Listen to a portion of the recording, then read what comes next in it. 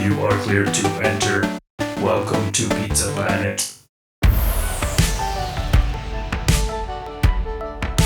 Welcome to Pizza Planet, a Pixar podcast. I'm Ben. And I'm Gareth. And we're your delivery guys. Bringing you a square box of round, hot, cheesy Pixar goodness. We've got a bounty of slices in today's feast, so let's dig in. We are back. Welcome back to Pizza Planet. Welcome. Welcome back, man. Hey, welcome back, Gareth. Hey, so today, some quick housekeeping. Today is the season finale of season 3. This is big. We made it. We're gonna do. I bet you were wondering, how are we gonna outdo the season finale for season 2? Yeah, the food tasting was pretty epic, but I think this is gonna be pretty sweet. Yeah, so this had to be something big and all-encompassing to close out season 3 of Pizza Planet. So today, Ben, do you want to tell them what we're doing? Yeah, we are ranking. We're releasing our official rankings of our Pixar films, and we've been slowly unveiling some of those rankings over the past couple seasons, and we are ranking it with 2 special guests with us today. Yeah, we're going through the entire Pixar filmography today, and so somebody who I think of when I think of Pixar movies is the person I grew up watching them with, my brother, Galen. Woo! Say hi, Galen. Welcome. Hi. All right, quick icebreaker question. What is your favorite thing about your brother? No pressure. Way to put me on the spot. No, you don't have to answer that. Have you listened to this podcast at all before? Yes, I have. Okay, cool. Do you like it? Yeah, it's pretty fun. Okay. Are you happy to be here? Are you lying? I'm lying. No. I slipped him a 5 before this. Also, let's get one thing out of the way. This is what my voice sounds like, and This is what my voice sounds like, we are 2 different people. but we have the same voice. Yeah, don't get it confused. Yeah. But thankfully, we have another voice with us today. Oh yeah, you just heard my other brother from another mother. His brother-in-law. My brother-in-law, Rutger. Yeah. Hello. Thank you. Welcome to the show. Thank you. So, how many episodes of this podcast have you listened to? I think all of them. Maybe all but one. Okay. Dude. Cool. Maybe one's been missed in there somewhere. He skipped the dinosaur one. Sounds good. Well, thanks. I remember the dinosaur one. Oh, okay. Well, thanks, guys, for being listeners and for being on with us today. For sure. Yeah, we wanted to have you guys on because I happen to have known already from talking to you guys outside of the podcast that you guys have lists. Because it's one thing to say we want you to come on the podcast to talk about Pixar movies, but another thing to say, hey, we need you to have ranked every single Pixar movie on, a scale of 1 to 29, Yeah, that's huge, yeah. And not everyone does that, so when I was, Ben and I were talking about doing this episode, I was like, well, I know 2 people who have lists, Yeah. so... Yeah, absolutely. Well, thank you guys again for being here and for making your lists. And tell real quick, before we get into it, tell us about your history with Pixar, because clearly you must have a history if you're willing to have a 29 film in-depth ranking. So My history with Pixar is I've worked for Pixar for about 30 years now. I'm just kidding. don't check IMDb. Take my word for it. Don't look it up. I have loved Pixar for most of my life. Grew up watching the original Pixar movies like Toy Story and Bug's Life and that kind of thing. Classic, yeah. And I've been keeping up with all the Pixar movies throughout the years, and missed a few near the end, but we're getting there. Yeah. But yeah, love Pixar. Nice. And you're, speaking of rankings, Gareth and I remember this. We talk about this occasionally, that we went out with you and my brother to what pizza place? Barnaby's. Barnaby's, yeah. We went to Barnaby's, and we actually did our rankings. We weren't obviously recording, just hanging out. Oh, and we shared yeah. our rankings, and that's what kind of inspired this episode. And so you've had your list for a while. At least you've been working on this for a while. Yeah. Nice. Yeah. Word. Okay, Rutger, how about you, man? Very similar story. I grew up with the movies, and I've just kind of always watched them because they're always good for the most part. Yeah. That's actually a fat lie, but Yeah, as we're about to find out, we're gonna get into bottom it. of the list. Yes. Nice. And so your list was something that you've been working on for a while now, or? Yeah, I think just because of Gareth, I decided I needed to make a list. And actually, recently, what I did is I did a tier list and then ranked each tier, which gave me some surprises, actually. Oh, interesting. Nice. Yeah, we've talked about potentially this episode, instead of being just going through our list, which we'll explain the rules in a little bit. Yeah. But the I'm not sure if you did this, but what is it called? The ranking where it's like the letters, the Yes. S Oh and yeah, the- tier lists. Okay, that's what you did. Nice. Yeah. Okay. Yeah. That would be so interesting if after we went through all of our lists, I mean, we probably won't have time today, but like that would be interesting. Maybe if we revisit this in season 4, we could do like a tier list version where it's like, okay, well, we looked at how you ranked this movie and how I ranked this movie. If we average that out, that's like a tier movie, or that's a C tier movie. You know, True. That would be cool. that would be interesting to try and suss out. But today we are doing numbered rankings, so it's going to be 29 through 1. Yeah, is there anything else we need to cover, Ben, before we get started? Well, we'll go 5 at a time, and we'll each share our those 5, and then we'll just chit chat and keep on going, moving to the next one. Okay, cool. Well, we will go ahead and get started. And I do want to, first of all, say this is being recorded mere weeks after the release of Elio. So Hoppers hasn't come out yet. Toy Story 5 hasn't come out yet. There's a lot of movies that maybe if you're discovering this podcast late, there might be movies that aren't ranked yet. So currently, as of this date, there are 29 Pixar movies, most recently Elio, and also we need to disclose which movies we haven't seen, because some people at the table haven't, like unlike me, haven't seen Some people. all of the Pixar movies. So Rutger, which movies have you not seen?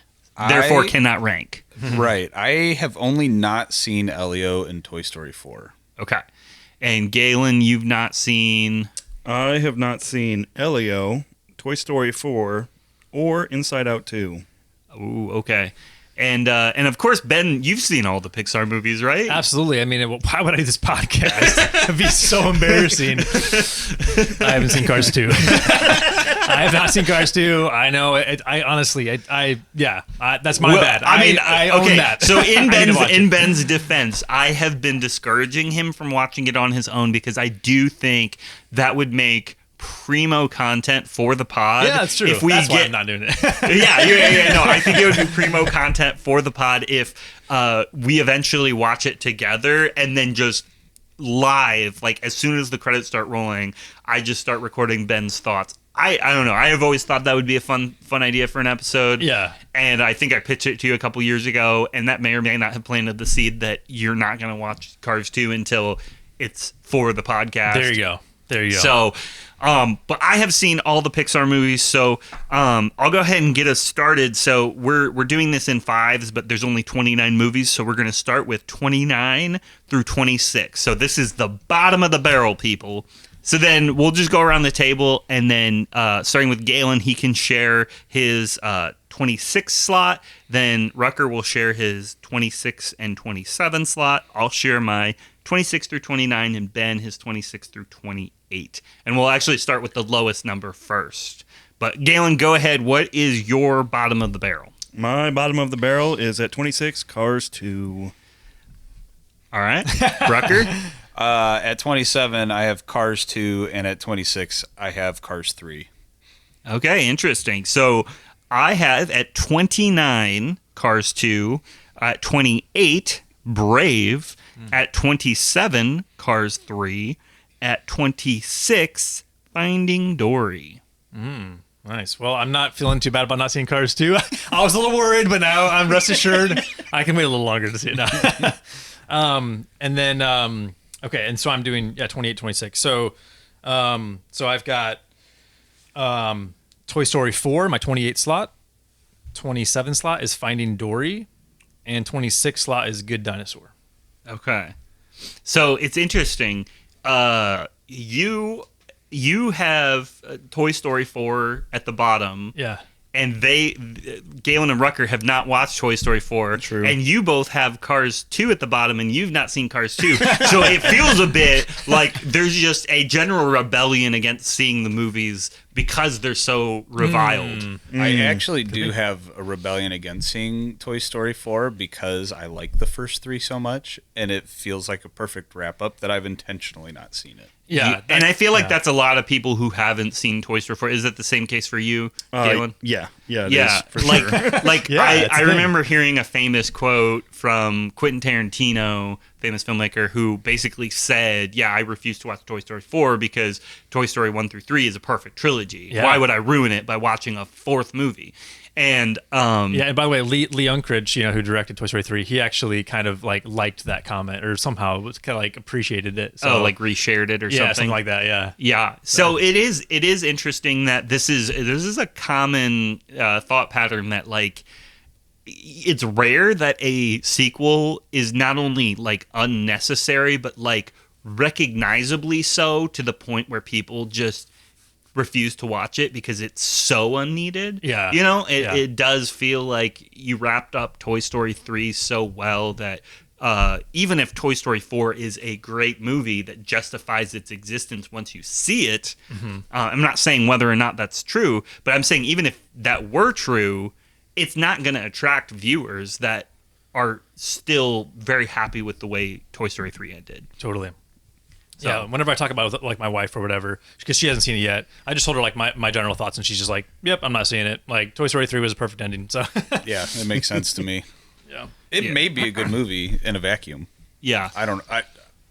I would be fair to it if I saw it, but I wouldn't. Yeah. I just think it would be towards the bottom of my list simply because I didn't care for it to exist. Yeah, exactly. Like, and that is so interesting. Is I can see both sides of it where I like aspects of the movie. There's things that I really like about it, but there's also things that I hate about it. And then there's definitely things that I'm like, this feels pointless. It's like it's entertaining and it's feeding me something, but is that something good, Yeah, absolutely. Well, on that note, guys, before we move on, do we want to say any more about kind of, I feel like we're in the territory of like what we're calling, maybe failed's a harsh word, but like not great sequels or furthermore. So I know we were talking about Finding Dory, Cars 3, Cars 2.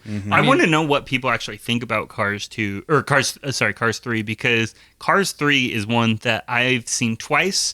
The first time, it put me to sleep during the second act. And then the second time, I was trying to watch my nieces, who were pretty young at the time, and so my attention was kind of split. So I'm not sure I even am qualified to judge if it's that bad or if I just didn't enjoy it because of my somewhat poor viewing experiences. Like, what do you guys think? Is it actually deserved to be a bottom of the barrel Pixar movie, or We're talking Cars 2 3? or 3? Oh, 3.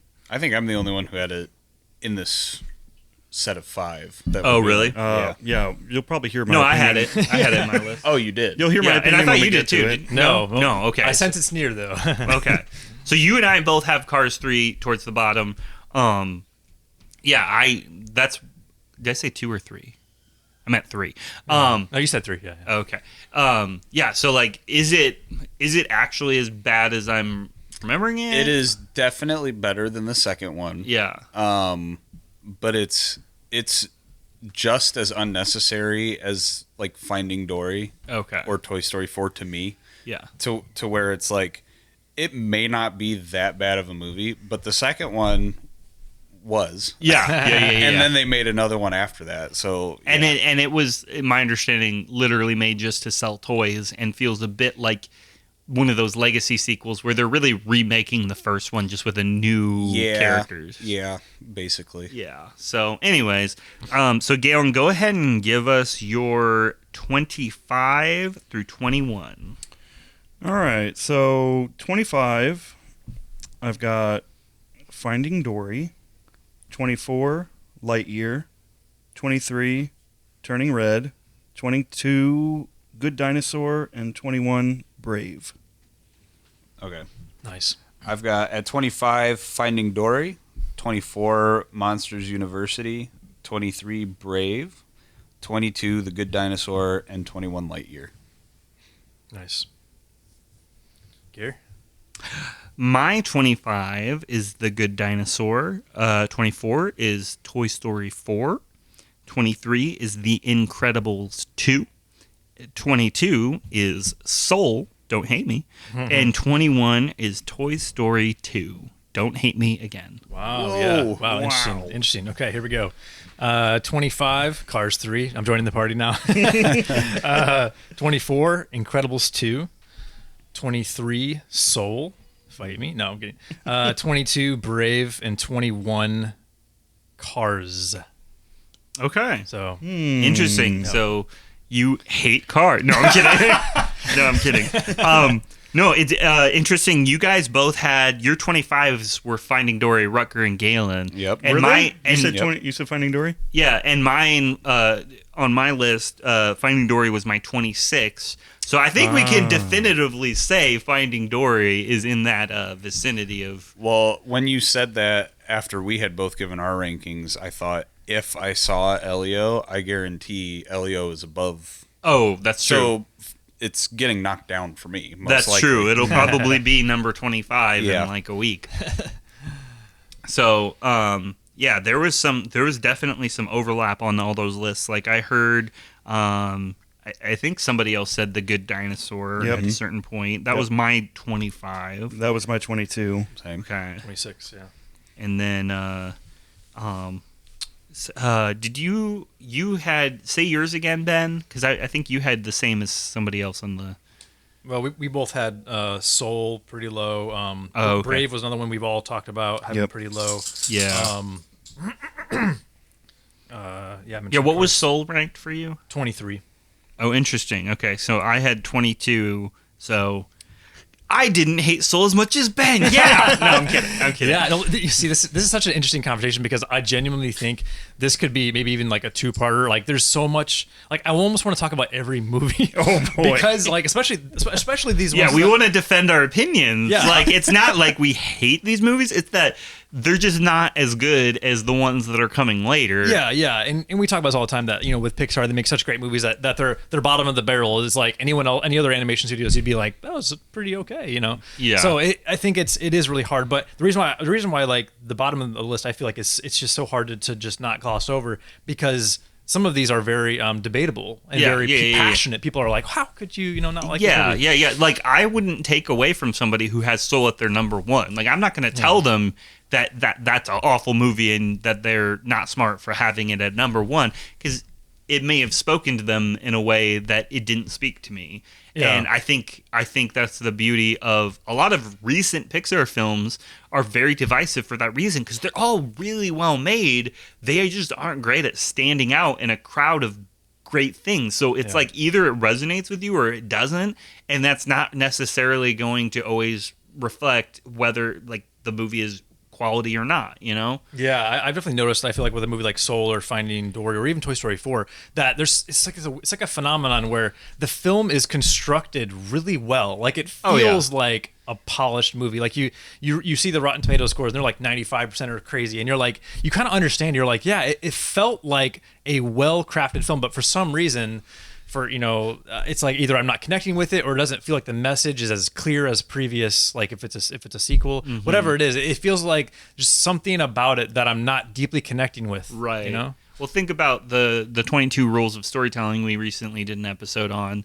If you go down the list of Pixar movies, most of them are following most of the rules. You know, there's obviously a few instances you could probably find of them, breaking a rule or two, but the vast majority of these movies are adhering to a method of storytelling that's proven, and to like people who like us who can see, like, recognize that maybe it's just stale to us. It's like Soul doesn't feel like a Pixar movie. It just feels like a movie that was made the Pixar way, and therefore it works, and therefore it's good on paper, but like the way it's executed is so predictable maybe to us. There's nothing that surprised us or made us go like, whoa, I've not seen that before, you know? Right. Absolutely. Well, yeah. Did you guys have any thoughts to share on that? On a lot of these overlapping bottom of the barrel movies. Oh, did we talk about Lightyear? Was that down there? For anybody? Lightyear has not popped up on my list yet, but yeah, we can talk about it. It's there on mine. Yeah, It's coming really, really close to mine. So. yeah. I was hoping for more from that movie. Yeah, it just seemed to.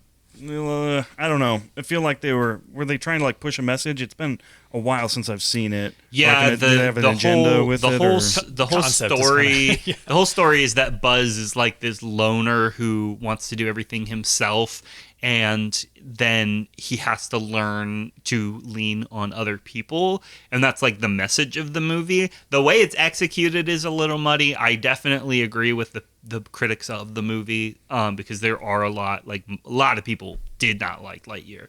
Ben and I remember gave it a very positive review, and speaking for myself, I just remember it being mostly because of the theatrical experience. It felt very much like it was paying homage to, classic science fiction films, and it felt like it was big and immersive, and just in the sense that like all the sci-fi aspects of it were satisfying to see on screen. They were cool. The music by Michael Giacchino, or is it Giacchino? We never know what it is. I think we call him. We need to call Jonathan and help him remind us. Sorry, Mike. Michael.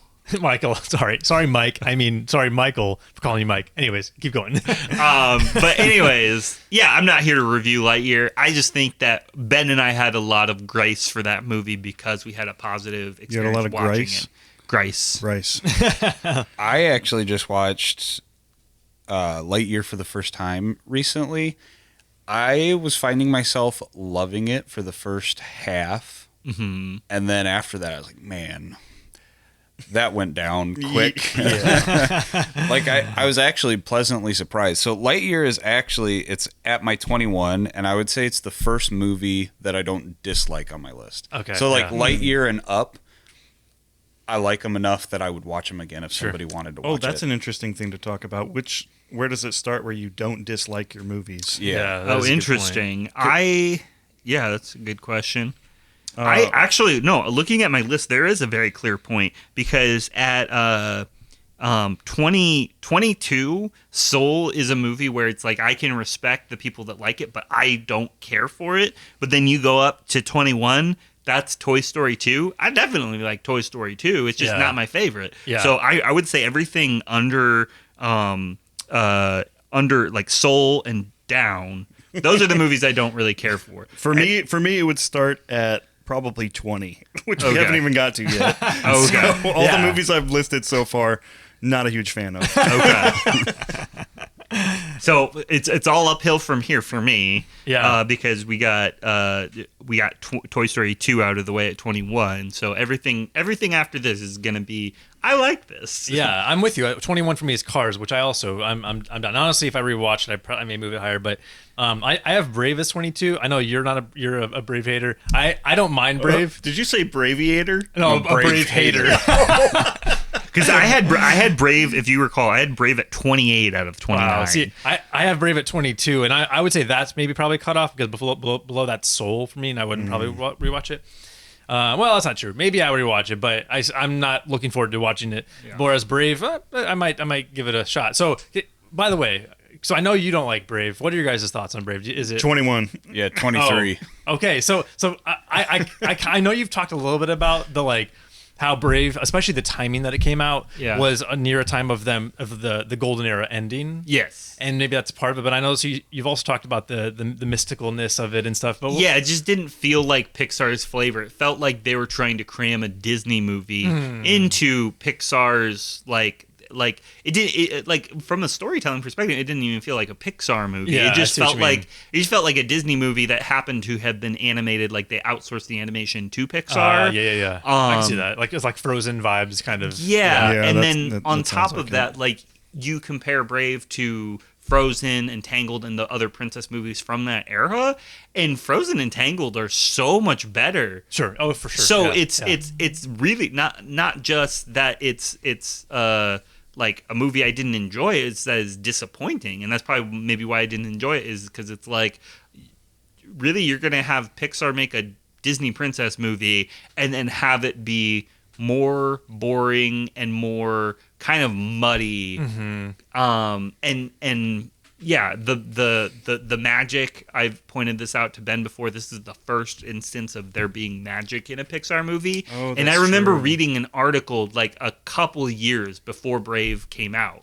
That was a interview with, I think it was either Pete Docter or Andrew Stanton, I can't remember, but they were basically citing how Pixar differentiates themselves from Disney by basically like Disney is all about magic and like fantasy, and they're about like showing a picture of the world that's idealized and all this stuff. Oh yeah. And then Pixar is like the grittier brother to that, where not gritty, that's not the right word, but like it's more based in realistic stories. We're not leaning on magic necessarily. Yeah. We're telling Like toys walking around.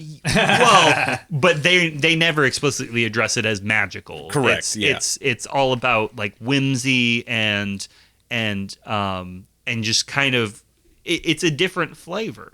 And so I had that in my head all through the early era of Pixar, and then when Brave came out, I felt like it was a breaking of that kind of identity that Pixar had built for themselves. For sure. Yeah. No, that makes sense. Yeah, absolutely. So, anyways, do you want to move on to 20 through 16? Let's do it. Well, you want to start us off, Galen, with what, 20 through 16? Yeah. Number 20, I've got The Incredibles 2. Number 19, Cars 3. Number 18, Soul. Number 17, Coco. Number 16, Inside Out. Is that as far as we're going? Yep. Okay. Wow. Wait. Whoa. Wait, Okay. Inside Out? 1? 16, yeah. Wow. Okay. All right. We'll come back to that. Okay. All right, Rutger, what you got? I got Turning Red at 20, The Incredibles 2 at 19, Luca at 18, Elemental at 17, and Inside Out 2 at 16. Okay. Cool. Interesting. So, mine's very similar to Rutgers. I've got Turning Red at 20. We're doing 20, right? Yep. Yeah. Turning Red at 20, Lightyear at 19, Inside Out 2 at 18, Luca at 17, and Elio at 16. Nice. Yeah. Also similar. So for me, 20 is Lightyear, 19 is Elemental, 18 is Luca, 17 is A Bug's Life, and 16 is Monsters U. Dang. Can I make like an in real time amendment to my list? I just want to flip Lightyear and Turning Red. It's going to actually cost you about $100 to do that, so... Too late. No, I'm kidding. So Lightyear I think is actually 20. Turning Red should be 19 because I have rewatched Turning Red since I placed it, and I think it does deserve to be one spot higher. Okay. Alrighty. You got it. We'll allow it now. Just this once. Wow. See, now we're getting real, guys. We're tapping into some stuff where it's like, dang. Okay. Did I match with anybody on any of mine? Well, you talked about, was it Lightyear, I think? Lightyear was 24 for me. So. Oh, sorry. Yeah. Let me. Okay. I wish we could like share our list visually. I know, easier. right? That'll be pretty cool. So 20. So Incredibles 2, Cars 3, Soul, Coco, Inside Out. Okay. Well, first of all, so the Incredibles 2, yeah, I have that at 24. You have that. That's I have pretty it low. at 19. I will say I have it at 23. The Yeah, only so- reason I rated it that high, I guess, is because I'm just a huge fan of The Incredibles Yeah. in general, and so I yeah. couldn't rate it lower than that. Yeah. What was, because we were talking about sequels earlier. So what's the consensus on that, on Incredibles 2? Was it as big of a, or I guess maybe it wasn't as big of a upset as like Finding Dory? No. Would you say? Okay. I don't think so. I think that the movie was probably predictable for most people. I watched it without trying to predict anything, though, so some of this stuff did surprise me, like the twists and turns in the plot and reveal who the villain was and all this stuff. Yeah. But I don't think still it was that liked it. predictable. Well, that's what I heard from some of the other people really? I talked to. It was a little bland, but I still enjoyed it, but for similar reasons. I love Incredibles, but again, it's past that level of like, yes, it's a subpar movie, probably partially because it's a sequel, but I would rewatch it because I like The Incredibles. Same. Yeah. I will say I remember thinking it was an enjoyable movie, and the screenslaver was cool. Like for sure, a really cool villain. Yeah. And like visually, just the like people getting hypnotized, and like there's like a scene where it's the voiceover of the screenslaver while Mrs. Incredible is flying through the city at night. Yeah. With the voiceover of that was really cool. Yeah. Yeah. I liked the villain a lot in that movie. It was kind of sinister a little bit at times. Yeah. No, I'll give you that. All right. Then what else did we all touch on?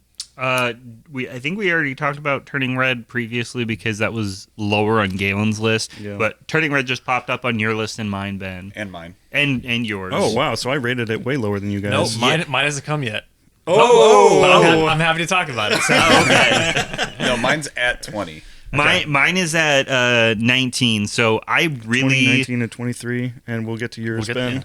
Yeah, I really I got to watch this movie a second time since we reviewed it on the pod, and I do think that Turning Red is shockingly rewatchable because like even though we gave it a positive review when we initially watched it, it definitely felt like the modern Pixar glean where it's just kind of like, oh cool, that was just the latest Pixar movie, maybe I'll rewatch it in a couple of years.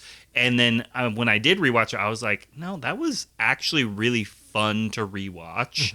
And I want to watch it again. And it wasn't just, part of it's the music, part of it is the just I think it's funny. Like the execution of it is really feels very much like, a classic 2000s comedy, but it just is it's just a fun movie. What about you, Rutger? Yeah, I mean, I think I would rewatch it. It's kind of in that first little bit that we talked about of like, yeah, I'd rewatch it if other people wanted to, but I'm not going out of my way. Because, it feels nostalgic just because of the setting, early 2000s. But, part of the biggest problem for me with that movie is I never felt like it was made for me. Now, part of it was I'm an adult, but also I was never a maturing girl. And if you recall, like in our podcast, a review of the movie, we talked about how it is making a demographic that we don't relate to more relatable, and in a way that's kind of the value of that, telling that kind of story. So I enjoyed that perspective, and I, like I said, I would rewatch it, but yeah. Okay. Yeah, that makes sense. Yeah, we'll get to it for me, but I mean, I will say it's not definitely not my favorite Pixar movie, but yeah, I did like it. I found it to be surprisingly emotionally deep, I guess. I thought it was going to be a little bit more of the teen drama, goofy. Yeah, goofy, kind of silly, kind of but the relationship with May and her mom and the way that was done, especially as the movie progressed, and how there's some really emotional scenes. Yeah, I found it to be pretty. Yeah, a little bit sophisticated. Yeah. So I would have to rewatch it now that I'm a dad, because even though that's a mother-daughter relationship on display there as the daughter is kind of growing up, I wonder if that would hit me a little harder now too. Yeah. We got to address the panda in the room, though. The red panda. Galen is wearing a red panda hat right now. True. His house is adorned with red panda memorabilia. Why ranking so low? Well, red pandas are my favorite animal, and I am highly critical of how they are portrayed in media. And I'm offended, by the way. I am not offended, but I was really hoping that they would do a story that was more geared towards something I could relate to. And like Rutger said, the content of the movie and the subject matter, I'm a 30-something-year-old white man, and I have a hard time relating to the story. But also, like Gareth said, it's interesting that they made that story about that character relatable. But it's not quite enough to like win me over. Sure. So it felt like a mishandling of a very cherished icon. Like, yeah. It's just for me personally. Like for other people, I'm sure it's fine, but because red pandas are so near and dear to my heart, right. I was a little hypercritical of it. That makes sense. Yeah. Okay, so now I'd like to talk about some of the upsets. So we had, I guess maybe not for y'all, but for me, I was like, whoa. So Coco. Let's talk about that one and then first. Okay, yeah, I have Coco at 17. Wow. What the heck? What's your thoughts on it? I've seen the movie twice, so I've given it a second try. Okay. It's a creative movie, and like the visuals are fun, the music's all right, but something about it just didn't click with me, and it felt like at the end when he's playing the guitar for his grandma or whatever, it just felt like, oh, this feels so manipulative. They're just trying to pull emotions out of you. And I was like, I see through you. I know exactly what you're trying to do. That's the discouraging thing about like Pixar feels moments. We talk on the podcast a lot about Pixar feels moments, and when you see it coming and you know like what the movie is doing, it can break the illusion a little bit. And that makes me sad that you had that experience with Coco. Because, I mean, normally in a Pixar movie, it like sneaks up on you. Yeah. You know? Yeah. It's like really stealthy, like a ninja. It's like, whoa, I didn't see that coming. But like in Coco, it was like, yeah, I kind of saw this coming. And that's fair. We'll get to this later, but there's a scene in Onward where that's the first time that I've ever experienced watching a movie and being like, oh man, I really wanted to feel that, but I saw it coming too. It's with when the tape recorder's playing and the camera's slowly zooming in. And I don't know why. Maybe if I rewatched it, I wouldn't feel this way. But when I first saw it, I remember noticing that, and I was almost a little bit like, I was like, dang it, I wanted to feel that, but now I can't. So I understand that. Okay. Yeah. Yeah, and I think I think that's potentially one of the things that Pixar needs to shake up moving forward is like, hey, like let's not expect a Pixar feels moment. When one comes, let's be thankful rather than like be like, oh, of course, here it is. What I will say about Coco is while it was predictable, it was also earned. That's true. It did feel kind of less earned and Onward, I would say, for that moment specifically. Now I did really like Onward. Yeah. We haven't gotten to it yet, obviously, but But we'll talk about Onward. Yeah, but I get what you're saying about that for Coco. But let's talk about the other upset on Galen's list. Inside Out. He freaking put Inside Out at, what was it, number 20? No, 16? 16, yeah. I appreciate the boldness. I'm now looking at my list and I'm thinking, what was I thinking putting it there? I probably had some reason, but I don't know what it was. I will say it has my favorite Pixar feels moment of any Pixar movie, so I don't know why I rated it so low. I know. See, what shocks me specifically is that I feel like you and I bonded over that movie when we saw it, because I remember having a deep discussion with you afterwards, talking about how you and I, especially you, were at a very vital stage of like emotional development when we moved from, my brother and I spent part of our childhood in Virginia Beach, and we had like a really tight community in our neighborhood. We had like close like best friends who we got to see every day. They were like lived in the same neighborhood as us. We would hang out with them all the time.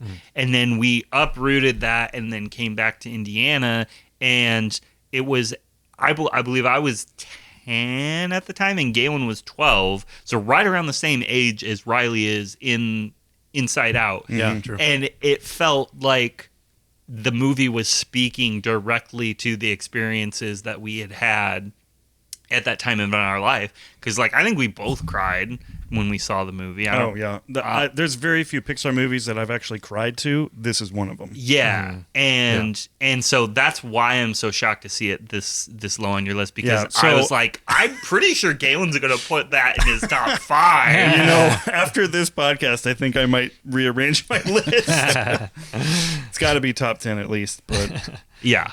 It's an unfortunate placing for now. Well, this just goes to show, going back to Turning Red, that a good storytelling is able to tell a story. Like, yes, you can relate to the moving, but all of the girl aspect of it and hockey. I don't know if you guys ever played hockey, but my point is like I believe a good story can write from any perspective, but make it really human in a way that everyone can draw in. So to your point, Turning Red maybe didn't do that, but that's why I think Inside Out is so impressive. Yeah. You're talking about a 9-year-old girl or whatever. What is it? How old is I she? think she's canonically 11 or something, 10 or 11. But that's amazing. Yeah. You know, so That was a stereo, yeah. Yep. Ben, when you mix this, can you have like my audio come out of the right channel and then Galen's audio come out of the left channel so that people just hear, yeah. Yeah. Just stereo, yeah. we needed that. We need stereo. Yeah. Wait, 3, 2, 1. Yeah. Might have to do that. All right. Well, what else? I feel like there was something else that was. I listed Soul. Oh, Inside Out 2 was my number 18. We haven't really talked about that, although you and I are... No. Did you see Inside Out 2? Inside Out 2 was in this tier for me also. Okay. Have you covered Inside Out 2 on your list yet, Ben? Or is it higher? We're not there yet. Okay. So Rutger and I both had Inside Out 2 relatively low. Again, I think at number 20 is when the movies start being movies that I like. And so I definitely like Inside Out 2. But as far as all of Pixar's movies go, especially like sequels, it was good enough. It felt like the Toy Story 2. I remember people making the joke back when Toy Story 2 came out, like, Toy Story 2 was okay. And it's like, at the time, that was like a compliment for a sequel, you know? Yeah. And that kind of feels like Inside Out 2, where it's like, I mean, it didn't ruin it.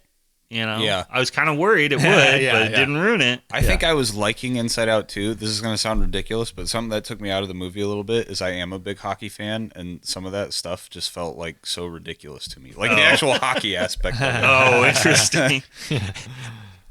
Is that why it's so low? No, I'm kidding. It's not low. I have it at 16. Low. Yeah, for me it's 18. Right in the middle of the pack there. Yeah. Yeah, well, we're not there yet for me for that movie, but I similarly, I share that. I think I was like, this is actually good because I know we keep talking about like sequels and our kind of conflating thoughts about it, or like our upset thoughts about it. Yeah. And so whenever Pixar does a movie, like you said, it's actually enjoyable. That's a reason to celebrate because there are a number of movies that I'm just like, oh, man, I don't know. And I don't know. I think there's different layers to it. There's the sequels that are just like bad, like what I imagine Cars 2 is. I haven't seen it yet. I imagine Cars 2 to be. I'll say Toy Story 4, Finding Dory. I will say I think those are just bad. But then there's also like we talked about Incredibles 2 or Inside Out 2, where it's like I think those are enjoyable movies, but maybe they're not the best they've ever done. Yeah. So there's levels to it. Yeah, there's justification for people who like them, but then they're not for everyone. Mm-hmm. Yeah. More alien slime coming right up. Like, dude, have you ever hung 10 on the EAC before? Like, no, man. What's the EAC? Oh, intro. That's the East Australian Current, dude. Oh, dude. Yeah, dude. Well, hey, like, now's your chance. It's like a vortex tube of awesomeness. You can do sick flips, shell grabs, and 360s. Plus, the views of the sea are totally righteous. Righteous! Sign up now to register for Crush's next tour and come ride the EAC. Side effects from the tour include possible headaches, nausea, and vomiting. If you sense that you might be hurling, please note, no hurling on Crush's shell. He recently waxed it.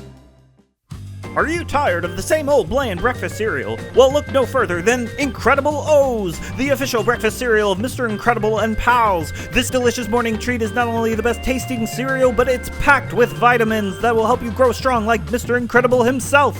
Incredible O's, now including frozen Ice Blast shaped marshmallows. Get a Mr. Skipper-Doo toy in every box. Look for it in the cereal aisle. And watch Mr. Incredible and Pals on Saturday mornings at 8. What was that? Getting pulled from the air? Superheroes illegal? Product recall? This will put us in the hole, no question. What are we going to do with all these refined grains coated in synthetic sweetener? Oh, no! Here's your refill. Enjoy the rest of the show. So Luca and Elio are the only other movies in this area of ranking that we haven't talked about yet. Did anyone else have Luca or Elio? I had Luca. Luca? Oh, Luca's, we haven't come to mind yet. Okay. Ben, where is Luca higher for you? Nope, I have Luca at 18. So similarly, Okay. So yeah, mine was 17. I was 18. So yeah, Luca is a I think it's a quintessential like Pixar movie in the sense that like it's like I would never tell anyone that they're wrong for putting it at number 1. Like it has all the ingredients. It's just in a ocean of white noise, you know, it doesn't stand out amongst other Pixar movies that are accomplishing the same thing, you know? This one felt less mature to me than a lot of Pixar movies. Like it just felt a little more kiddie than their average. It's simple. Yeah. It's a very simple story. Yeah. And in a way that's charming, but that also doesn't necessarily impress you. Yeah. Yeah, and I feel like people praised it because of that. And to your guys' point, I was just like, well, yeah, maybe it's nice to have a movie that doesn't take itself too serious, but how does it separate it from all these other amazing movies? So sorry, Galen, you were gonna say something. No, I probably rated Luca the highest out of anybody here. Oh yeah, what are your thoughts on it? I really like it. I probably need to watch it again to give myself a refresher, but like you guys said, it's a pretty straightforward, simple story, and I don't know, maybe I just appreciated it at the time. It resonated with you. I think that's what we're going to learn by the end of this list is that certain movies resonate with different people for different reasons, and it's all about the viewing experience mixed with kind of your own personal experience. Yeah, what was there anything more that resonated with you with that movie? Sea monsters. Nice. No, I am a sea monster. No. For anyone who doesn't know my brother, he does love like fantasy creatures and stuff like that. That's a big part of his personality. So he wasn't joking. I mean, you were joking. Was I? You were joking. You're joking, but like not about something real. You know. Yeah, I am a sea monster. Yeah. Just on that note, with Luca, I need to rewatch it because everyone seems to adore it. I think similarly with like Soul and stuff, I'm like, well, clearly I need to revisit it because maybe I need to give it a second chance. But with Luca, I do feel like when it came to the sea monster, that's just such a cool concept that I think lends itself to a compelling film when you have like a separate identity or whatever. Mm-hmm. And then you have the relationship between the two main characters, right? Luca and Shoot, I don't and remember Alberto. his name. Luca, it's been a while. Luca and Alberto, and Alberto's backstory is very compelling because he's like waiting for his dad. He's like really emotional. But like I felt like the sea monster thing, the Alberto's history. I feel like they didn't go into that. It felt like most of it was about the race and like what are those bikes called? The Vespa. The Vespas is like okay. I don't know. It's just like. There's other things that I just felt like were way more compelling. And actually, the Ciao Alberto, the Pixar short. Yeah. I ironically I haven't seen it, but I've heard an in-depth commentary about the movie, so I have a sense of the storyline. And dude, I don't have Disney Plus, so otherwise I would be watching it in a heartbeat. But it's all about Alberto's history and how he finds a father figure in. And I believe it's Luca's dad. I believe the mustache guy. No, no, that's not Luca's dad. No, not Luca's dad. That's what is her name? Julia. Man, we are Pixar the mustache experts here. Right? Yeah, the mustache guy. The girl with the red hair. Her dad. Her dad. Yeah. And it's literally about him taking Alberto under his wing, and I guess that kind of happens in Luca, if I remember correctly. But it's just like that whole film is just like the short film fleshes out that relationship. And it's like, why didn't they do this in Luca? It would have been if that would have been the focus is Alberto, and then waiting for his dad and finding it. Because the movie was about Luca. That's why. But see, true. Yeah, that's my point. It's like find the better story. Like honestly, that's my opinion. Like, go with what's best. Ben's pitch is here's Ben's pitch. His pitch is that the movie title be changed from Luca to Alberto. Yeah, I mean, just saying. Think about it. You know what actually would have been a genuinely better title, but Disney wouldn't have let him name that because it came out the same year as Encanto. They should have named the movie Silencio Bruno. Oh yeah, that'd been kind of cool. So, anyway, rant over. Any other thoughts about Luca or redeeming before we move on there? I don't think so. I think that it should be everybody's number one. No, I'm kidding. The only other one that we haven't gotten to yet was you had Bug's Life already. Oh yeah, so Galen, I know that's one of your favorite movies. So I know we'll get into it later. We'll get to it. I'll just save it. Yeah, I'll save it. Okay, We'll get there. And Sorry. also, you haven't talked about Elio yet. Is that correct? Elio's not on my list yet. Okay, so we'll get there. Oh wow. And then what about Elemental? Is that on anyone else's list? We haven't got to that yet for me. Oh, That'll interesting. be in my next one. Whoa. Okay. I was at 17 with Elemental. Oh, okay. So we okay. kind of a little bit. I guess we wait on that too. But Do you want to go to 15 to 11? We already talked about Soul, right? yeah, that was 18 for me. So Okay. I think I ranked it higher than you guys. Yeah, you definitely ranked it. We there. haven't gotten to it for me yet. Oh really? Soul. Oh yeah. Okay. Well, But we can wait till we get it. yeah. Let's get wait to it because for Rutger. I really do want to hear redeeming qualities for that movie. So yeah, we'll come back to that. Okay. So, Galen, what is your 11 through 15? Starting at 15. Oh, sorry. Yeah, 15 through 11. Number 15, Cars. Number 14, Onward. Number 13, Luca. Number 12, Monsters U. Number 11, Toy Story 3.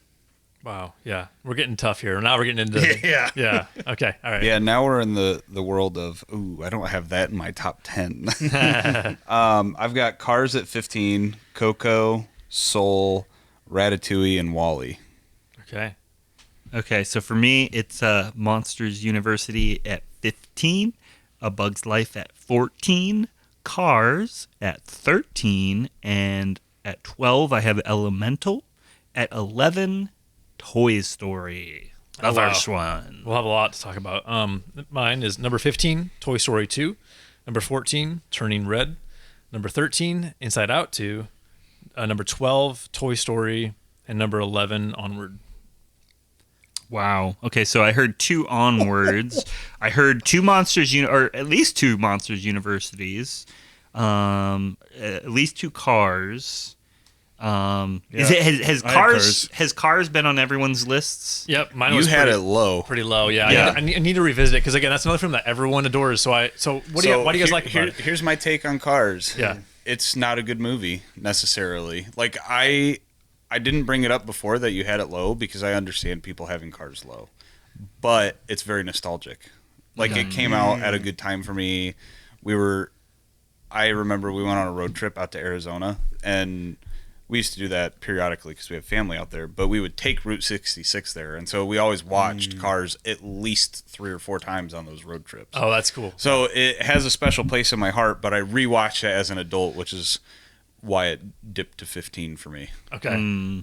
Yeah. Yeah, for me, it's at 13. I think it is still deserving of like Pixar golden era status. Okay. Like, some people might think it's like a blemish between Ratatouille and The Incredibles, but I think it still deserves to be there, being talked about amongst those movies because, in my opinion, it still is a good movie. It's solid. It doesn't have Pixar feels moments like other Pixar movies do. It's not as deep.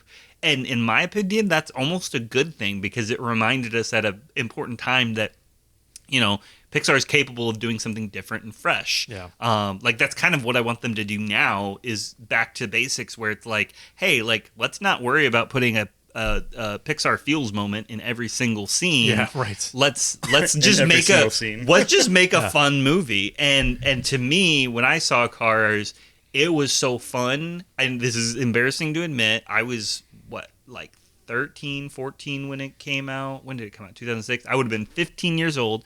I remember leaving the theater and thinking, I wish I was a car. And I just, like, the way they animated the wheels as limbs and the way the windshields, like, had eyes and everything about it just, to me, made me want to be a car. Yeah. And that made me feel, like immersed in it in a way that, like, it wasn't, like, the story is what made me especially love it. It's the world. Can I hop in that? Yeah, real let's quick? hop in. Like, so after I watched Cars, I walked out of the theater and I could not see Cars the same way for a few days after I saw it. Because every time I looked at someone's windshield, I was like, where are the eyes?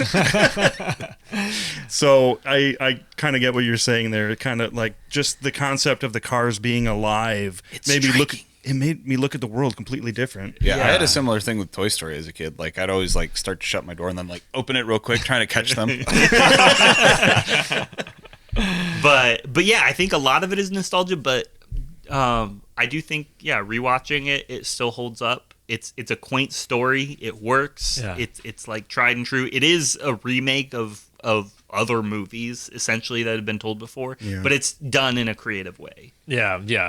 I'm down for revisiting it because the more I hear people talking about it, and especially not only in the nostalgic aspect, but also like the well, when you think about Cars, it's easy to think about just the silliness of Mater, but like when I hear about people talking about Lightning McQueen and Doc. Yeah. And like that relationship, I'm like, oh yeah, I forgot. There's actually a lot of, again, like there's an emotional depth with this selfish race car learning to then like realize that people are more important or whatever. Yeah. No, they're cars, not people. Oh yeah, cars are more important than like your empty selfish pursuits or whatever. I think I need to give it a second chance. Yeah. So.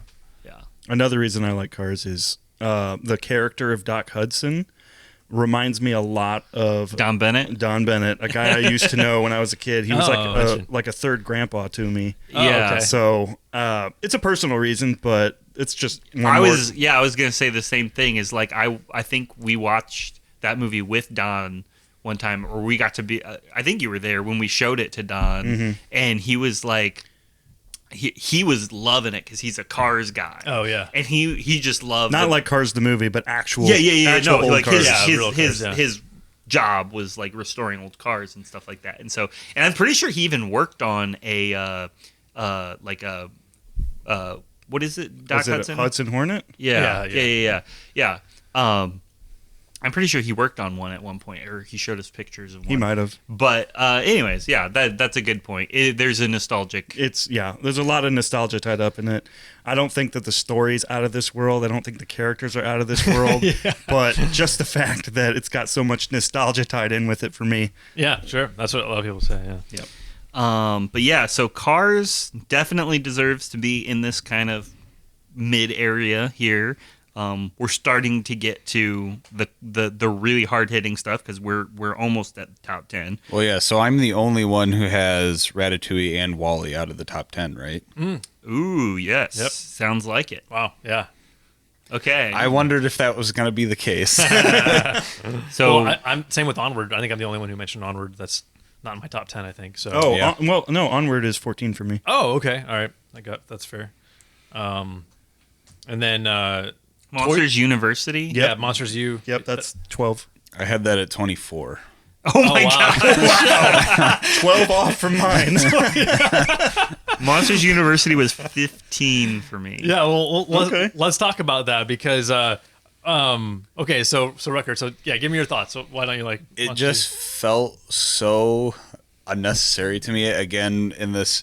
Now, it wasn't a sequel, I'll give it that, but it was, in the world of prequel. Yeah, it was a prequel, and I don't know. I just didn't like it. I didn't get the point of it. I thought none of it was like heartfelt to me. I didn't find anything really that funny. It just, I don't know. It's in that realm of I did not like this movie. Yeah. It's in that small section of movies from Pixar for me. Yeah. That I just straight up didn't like it. Interesting. Yeah. Well, I had it at 16, so I, a little lower on my list as well. But I'm open to being wrong. So what are your guys' thoughts about Monsters U? Oh, shoot. I didn't realize I'd be put on the spot here. I don't know why I liked it so much. I just thought it was a solid Pixar movie, I guess. Is this the first prequel? It is the only prequel. The only prequel Yeah, I Pixar guess so. movie. And I think that's one of its redeeming qualities, because here's an example of where Disney is. I'm blaming Disney because they're probably the ones asking for more profitable movies, hence all the sequels. So like Disney is like, hey, like make us another Monsters Inc. movie. And it's kind of like, well, we already closed that book. We already told that story. We don't want to continue it because then it feels like it's showing how the, things turn out in a way that's like, we don't want to show that, Mm-hmm. Like we don't want to show Boo and Sully's reunion because what's beautiful about it is that we know it happened, not that we get to look at it, Right. Yeah. True. But yeah, I think that the smart decision was Pixar was like, hey, let's do a prequel instead of a sequel, because then we can explore these characters more and their relationship more without diving into the stuff that really was world changing in the original Monsters Inc. I did appreciate that they didn't damage the world at all. Yeah, exactly. Totally. Oh, speaking of the world, I just want to say I love the world building of Monsters Inc. Monsters Inc. Monsters Inc. and Monsters U. Okay, yeah. Like, yeah. I love the world building. I'm a huge world building fan, and I think they just knocked it out of the park. Maybe that's why I rated it so high. Yeah, no, of course, Monsters Inc. 100%, and I'm sure we'll get there. Yeah, it's just amazing. But yeah, Monsters U. Yeah, I feel like similar to Onward. I feel like you've over the years. Dan Scanlon, man. Oh, right, he directed both. Yeah, wow. So there you go. But yeah, you've kind of made me more liking those movies more. Yeah. And I will say when Monsters U came out and I watched it without you, sorry, Garrett. We talked about that a lot in the last episode about when saw it. But anywho, that was during the Elio review. Yes, that's right.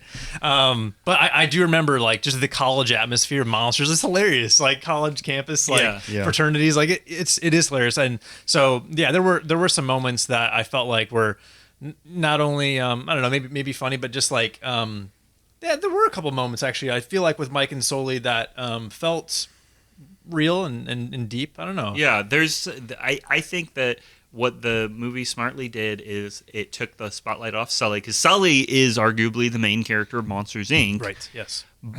Mike being the co-lead, and then in Monsters University they made Mike the lead and Sully the co-lead. Yes. So that was cool. That now we get to kind of do a character examination of the other lead, and they each have their own movie. But in this movie, it's really looking at both his relationship with Sully, but also kind of like how he views himself. It's very, that's true. It's very much a coming of age story, and that's the smartest thing they could have done with Mike, who was essentially just comic relief in the first movie. Yeah, that's true. Like he's a very, very rich comic relief character, very like potent, but he still isn't like, I don't know, that they could have made him carry the movie if they had made him the main character in Monsters Inc. rather than Sully. Yeah, that's a good distinction. That probably is why the movie is why I think it's pretty good. But the camp scene, the camp scene is what I think what you're talking about. Oh, There's a heart to heart. That's a great scene. There's a heart to heart that Mike and Sully have in the real world in that movie that I think makes the movie. And it's been a while since I've watched it, so I'm not going to try and quote any of the dialogue, but go back and listen to the dialogue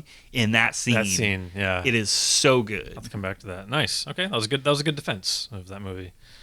I was kind of the only one coming at it, though. That's fair. Did we talk about Toy Story 3 yet? Oh, that's an upset because I think you're the only one who mentioned that so far. Number 11.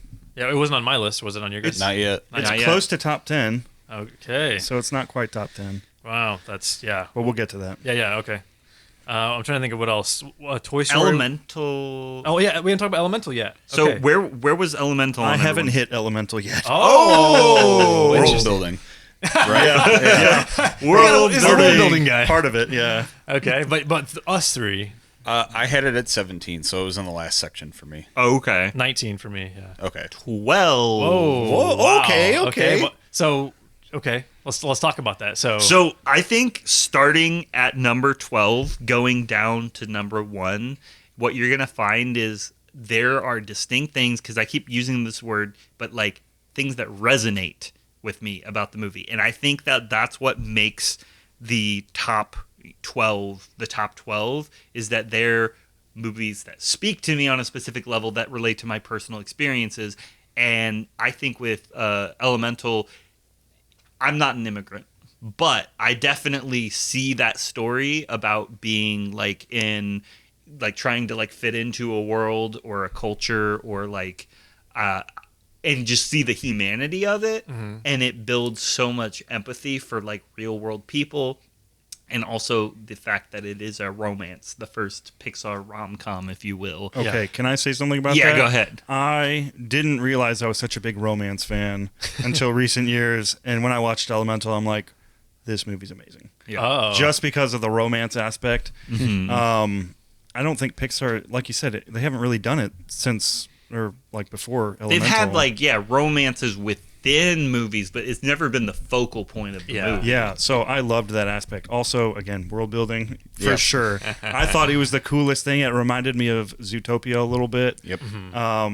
Just like instead of different animals, it was different elements, and I was like, I can really dig this. Did it tap into your Avatar, love of Avatar? Oh, too? yeah, that too. Yeah. Fire, water, earth, air.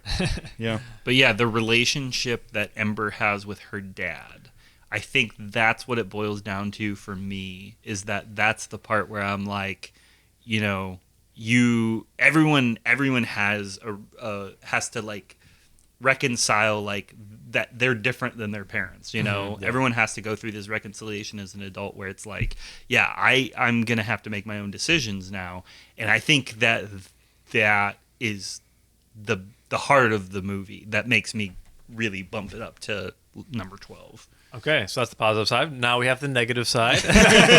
Well, I really liked Elemental. I mean, it is in that range. So when I did my like tier list, basically The Incredibles 2 and up is like, okay, I like these. Like, wait, up as in the movie or no.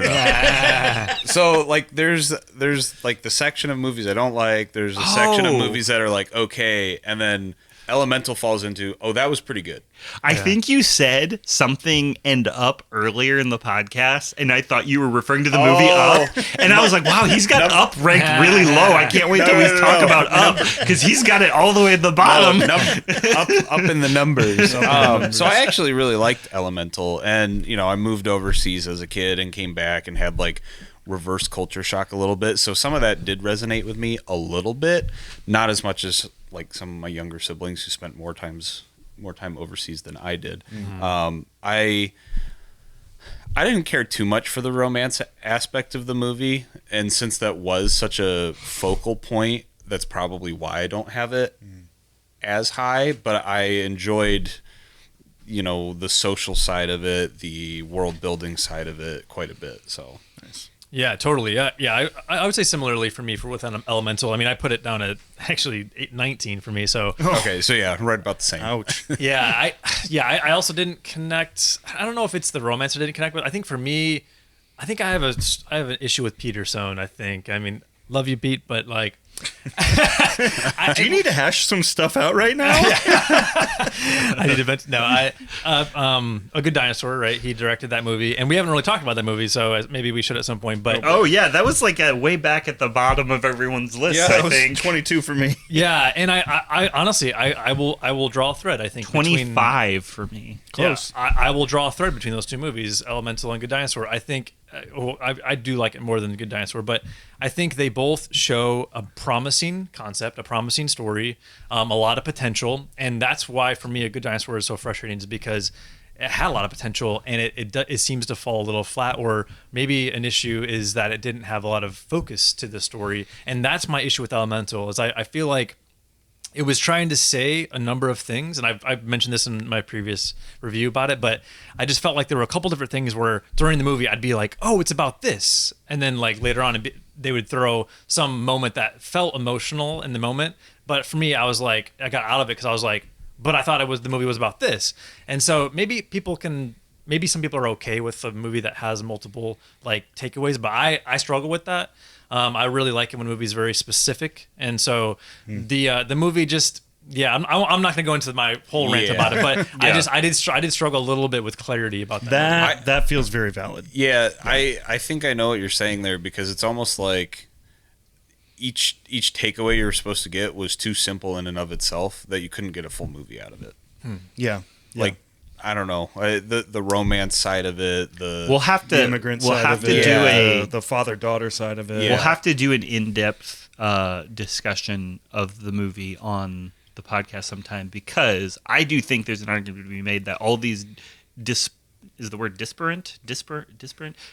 themes that you guys are talking about, I would argue are all linked and tied together, and you could not remove one of them without the whole movie falling apart. Interesting. Sure. Yeah. I would say I had a Luca. I wanted to bring that up. Luca. There's the like one of the last shots or whatever in the movie is Luca stepping on the bus and or some sort of thing and like leaving. And same thing. I was like, that is supposed to be this huge thing, and I was like, wait. I thought it was about, I don't know, friendship or something, like just something simple, and it's like now he's leaving, and I thought it was something, maybe I thought it was like about Alberto or something. I don't know. It's just, and again, I could be wrong, but there's just things it's like that are supposed to be big. Or like when she makes the glass, and I'm going back to Elemental now, when she makes the glass thing, it's supposed to be this big thing, and I was like, oh yeah. Oh, so it's about her like doing her own thing from her dad, but I thought it was about like romance and like different things. Like, I don't know. It's just the glass thing. I don't know. I was like, yeah. I do understand what you're saying though. Yeah, So, it all anyways. makes sense. It is, it's a busy movie. It's a very busy movie. Yeah. yeah. All right. Well, what else? What are some other common movies? So I had Bug's Life at 14, but we'll talk about that closer to top 10. Thank you. Thanks. Toy Story was my number 11. That surprised me. What about you guys? Toy Is that Story? on your list yet? You haven't hit Toy Story for me yet. What about you, Rutger? Not yet. Okay, we can wait then. Yeah, we'll wait on that one. Do we want to move up to 10 through 6? Well, are we waiting for Toy Story 3? We can talk about Toy Story 3 now. No, because that's not on our list though. Oh, okay. Oh, you haven't So- hit it yet? Okay. Nope. Well, let's keep going then. Let's keep going. Okay, so we're going to go 10 through 6. Top 10, y'all. We're in it. Oh boy. Here we go. Galen, go for it. All right, number 10. Up. Every you time- just stabbed me in the Okay, guys, heart. get ready for every number for all of us. Someone's gonna be stabbed. So Number 9, Ratatouille. Okay. I don't know. Number 8, Wall-E. Keep going. We need the Number 7. Okay, go ahead. Number 7, Elemental. Oh, wow. Number Wow. 6, Toy Story 2. Wow. Okay. Wow. Okay. Okay, wait. Do it one more time. One more time, a little faster. 10, Up. 9, Ratatouille. 8, Wall-E. 7, Elemental. 6, Toy Story 2. Okay. Wow. Fascinating. All right, Rutger. 10, I've got Onward. 9, A Bug's Life. 8, Inside Out. 7, Up. And 6, Toy Story 3. Okay. Ooh. Nice. All right, Gary. Really solid list. I'm not gonna lie. My number 10 is Toy Story 3. My number 9 is Wall-E. My number 8 is The Incredibles. My number 7 is Coco. And my number 6 is Monsters, Inc. Okay. All right.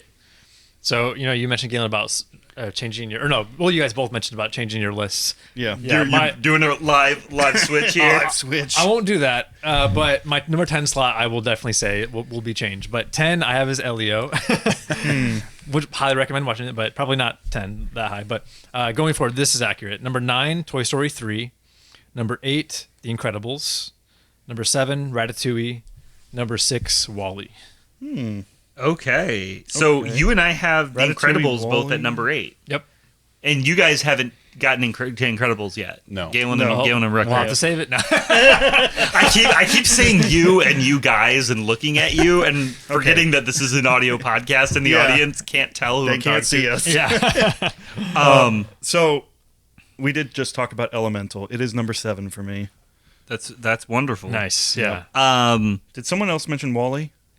Yeah, that was on my list. Yeah, that's on my list. Actually, so I sighed at first when you said Wall-E, and then I looked down and realized I had Wall-E lower than you. Oh. So Wall-E's my number 9. It's 8 for me. Yeah. Number 6. I had it at 11 in the okay. last grouping. Pretty darn close. Yeah. Yeah. So yeah, I think that's fair. Wall-E is definitely a golden era. Like it's gotta be in everyone's top 15 at least. I feel like. Yeah. And Could you but argue it's- that it's another Pixar romance movie? Yes. Yeah, you you're could. right. It does So have it a lot came of that. before Elemental. That's true. And I think that it was one of those movies that was so weird. And again, like speaking to like what I like about Cars, this was another movie that I feel like it didn't feel like a Pixar movie necessarily when it first came out, where it wasn't immediately pulling on my heartstrings. It wasn't immediately winning me over like in all these different like what I expected from it, Yeah. It was a very unexpected movie. In fact, I remember going to see it in theaters with, I think you were there, Galen, but Philip and Quinn came, and I remember leaving the theater, and I was like, what did you guys like about it? And Phil was just kind of speechless, and then our friend Quinn is like, I like the part where all the humans are fat. That was the takeaway. Like, we were in high school at the time, and that was our takeaway. Is just that, you know, so I think a lot of people of our generation probably view it as like the artsy step sibling of the other golden era Pixar movies, you know? Yeah. Well, I mean, we'll continue to chat about this because we just reviewed WALL-E, so it's fresh on my mind at least. Yeah. But I don't know. I've got it at 6, so for me it's like really it's almost top 5, and it's amazing. There's so much non-dialogue. So yeah, there's the artistic side, but I would argue that I thought WALL-E would be that. I thought it would be just this artsy movie where it's like maybe hard to connect, or I could see it being over kids' heads. But no, I think, I mean, I guess I'd have to ask kids, but I think it's fair to say that a lot of kids did like WALL-E, and that's amazing for a film that's so non-dialogue. I'm a big supporter of the movie. I think it's incredible. I think they just nailed it with that movie. But what about you guys? What are your thoughts? Try and not use the incredible as an adjective to describe any movie that's not The Incredibles. Moving forward on this podcast. Yeah, that's too confusing. New rule. It is outside my top 10 because I think it did kind of go over my head as a kid. Okay. But I mean, when did it come out? 2008. Okay, so I would have been 12. June 2008. Yeah, so I would have been just 12.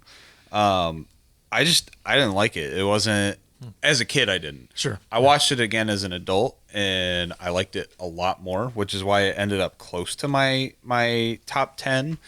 But yeah, it didn't stick with me as a kid, so I never watched it again. Because that was kind of in that era, and you know, I have younger siblings, so that was kind of in that time frame where we're rewatching movies a lot. You know, it's before streaming, so it's like you rewatch what you have, and that wasn't one any of us cared to get to rewatch. Sure. Yeah. So it wasn't in that golden era or whatever. Well, I know it was in the golden era, but for us within the golden era, it wasn't one that we got and rewatched. Right. But all the previous Pixar movies were. Yeah. So Nice. Galen, thoughts on WALL-E? I'm kind of with Rutger on this. I think when I first saw it, I didn't think much of it. Yeah. But after a rewatch or two, I was like, okay, I'm buying this story.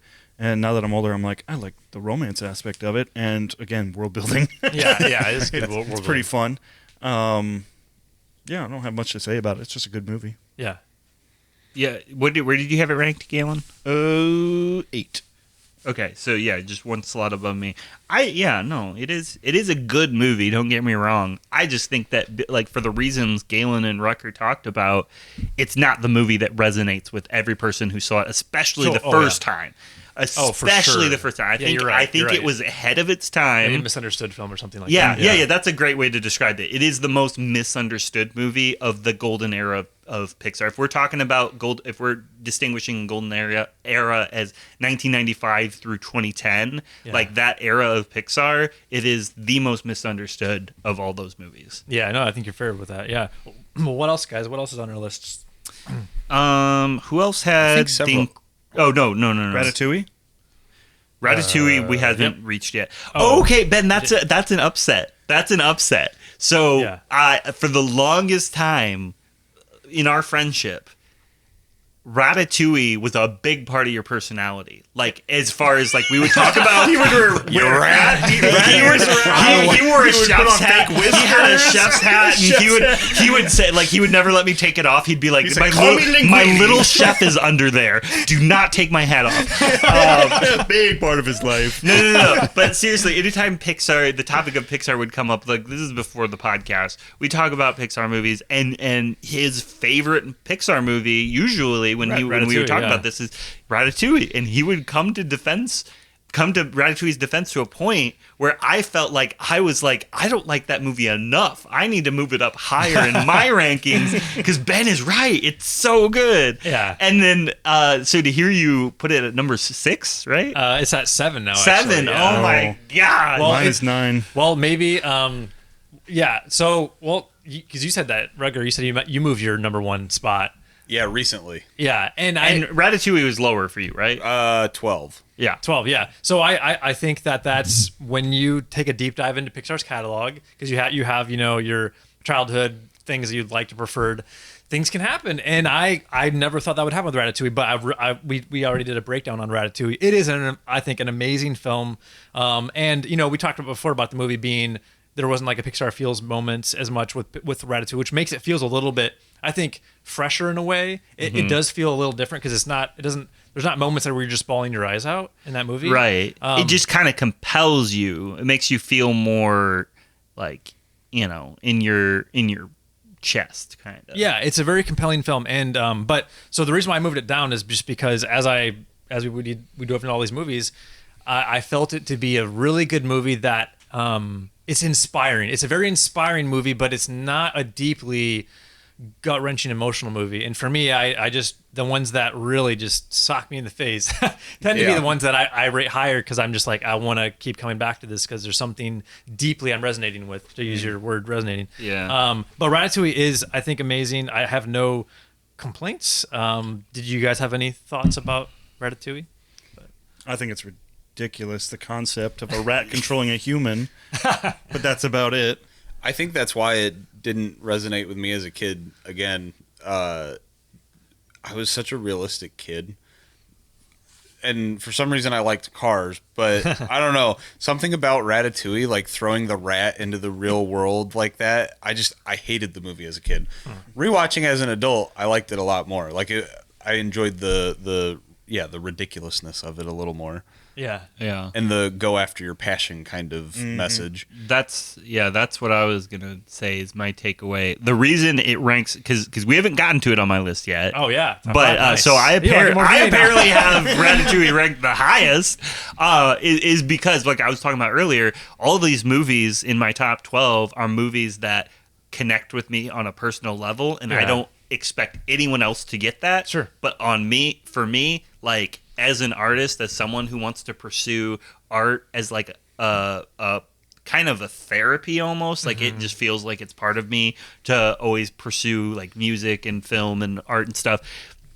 I think that Ratatouille is a movie made for me, like in that sense, that it's about someone who you wouldn't expect to be able to fit into this world, but he makes it work because he's so passionate about it and he's chasing after the thing he wants to be able to do. So yeah, totally. It really is like a film that's made for artists, I think. Yeah. And like people who have dreams, like it really is that. And yeah, I share that with you. I think that is such an inspiring thing that I think is, and I think that's why it's part of the golden era. Because in some sense you could say maybe it's arguably one of the most Pixar movies, because Pixar is a place for artists. I mean, their whole story is very much like starting from scratch and like having big dreams and stuff. So it is a very Pixar film in that way too. I think part of it for me is I was never an aspiring artist, and part that I had issue resonating with was his lack of support from friends and family. Like I always would have had that no matter what. So even just that first hurdle for him just never existed for me. Oh, right. For Remy the rat, you mean? Yeah, for like sure. his dad not being supportive of his cooking and whatnot. Totally. Yeah. Yep. And just I think the humor of the irony of it being like, of all the things that don't belong in a kitchen, a rat is the top of the list. It's great. And so you make that become like one of the world's greatest chefs, and that's like Genius. It's that dichotomy is beautiful, I think. It's genius. It's absolutely genius. Yeah. For sure. So anyways, Did my number 10 take your breath away? what was your number 10? Up. Oh Oh yeah. that was an audible crazy. gasp from That's Ben. crazy. Yeah. Well, we can obviously get to it because I think it's all in our top 5. Sure, the rest sure. of it, so. I actually hit up already. Oh, you did. What was it? 7. Okay. Oh, okay. But Gareth and I's okay. Interesting. Yeah, up's up there. Up there. Well, Incredibles. Me and you had it at 8. Yeah, we both had Incredibles at 8. That's going to be in their top 5. Oh wow. Okay, so another one we'll save. Monsters Inc. is one that I think is in all of your top 5s that I've already hit. That's my number 6. Is Monsters Inc. It's close. Toy Story 3. That's people already. I already said that. 11. I had it at 6. Oh yeah, Toy Story 3. Where's it on yours? Number 10. Oh yeah, mine's number 9. Let's talk about that. Okay. So, Toy Story 3. It's a great movie. It's a wrap up to a perfect trilogy, and that is all I have to say about it. Okay. Yeah. Enough said. It is so emotional at the end. Oh my goodness gracious. Actually, so talking about things again, all these movies resonate with me. This movie came out the year that I graduated. Like Ben and I were both graduating high school, going to college that summer. Or that fall after the summer that Toy Story 3 came out. So it felt like we had grown up with Andy. It was so emotional. And that's why it ranks so high for me. Like of all the Toy Story movies, it's the highest ranking one. Yeah. Because we've already passed Toy Story 2 was way back there, and then Toy Story 1 was my number. Toy Story 2. Toy Story 1 was did. my number 11. Yeah, well, sorry, were you? Yeah, did you but that's why Toy Story 3 is my favorite, is because it spoke to me at a specific time in my life where that was what I needed to see. Yeah, absolutely. About growing up, like putting away my child self and moving on. Yeah, absolutely. Well, let's talk about the Toy Story trilogy, because we haven't really totally touched on that. So I'm with Gareth. I think the Toy Story 3 is the best of the Toy Stories, which is a bold thing to say because they're all amazing. But except for 4. yeah. We're not going there. But for the trilogy, for the true real Toy Story movies, fan. the real trilogy. The real trilogy. No. So, but what about you guys? Would you push back on that? How would you? How would you guys order if you would rank Toy Story movies? How would you do that? I think what's funny about that is Toy Story 3 is actually, spoiler alert, the lowest ranked Toy Story for me. Oh, yeah. So we've got both coming up for me. Oh, that's right. Yeah. Because your top. Yeah, I forgot your top 5 is left. Okay. Yeah. So obviously, I have it at number 6. So obviously, still really like it. There's really no pushback. It is a great movie. Yeah. I mean, top 10 is top 10. Yeah, That's absolutely. I really can't fault you for liking it better than the other 2 Toy Story movies, because it's phenomenal. Yeah. Yeah. It is the only Pixar movie that I think I have actually shed actual tears. Yeah. Wow. So the only Pixar film? Yeah. Wow. Dang. Toy Story 3. Yeah. Dang. Yeah. Galen, do you remember when you and I went to go see Toy Story 3 in it was, I think you were home from Tennessee, and we went to Encore Cinema in Elkhart. It was June of 2010. I was working at the Christmas tree farm at the time, and we went to the theater and arrived early, so the the previous showing was wrapping up. So you and I were sitting on the floor outside the theater, and then the movie let out, and so we could see people leaving during the credits, and everyone's faces were covered with tears. Everyone's faces were wet with tears, and I remember you and I looked at each other and were like, "What's going on? Is everybody crying? What?"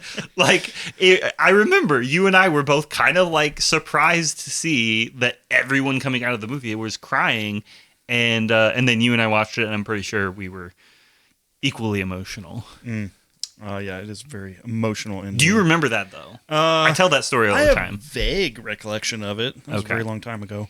Yeah. That's amazing that you guys witnessed that, because what a just a cultural phenomenon, because everyone was talking about it. Everyone was like, holy crap. Oh, yeah. That movie was gut wrenching. So Wrench. What a wrench. Well, did you guys want to quickly do that as far as ranking Toy Story movies? How would you guys 3, 1, 2. I'm starting from the top? Yeah. 3, 1, 2. Okay. I'm with Rutger on this. 3, 2, 1. 3 and then 2, then 1. Okay. Yeah. I think I rated Toy Story 3 the lowest out of anybody. Oh wait. Oh, sorry. You're going the other way around. Then you're saying starting from the top, it would be 1, 2, 3 then for you. Oh yeah, if we're starting the best. Which would be my ranking also. Yeah. Okay. So you guys both go 1, 2, 3. Wow. See, I'm 3, 2, 1. I'm with you, Gareth. So. No. I was 3, 1, 2. Or I'm sorry. 3. Yes, I would be with you. 3, 1, 2. Yeah, for sure. 3, 1, 2. Yeah. So obviously, I'm sure that if Toy Story 1 must be in your guys' top 5.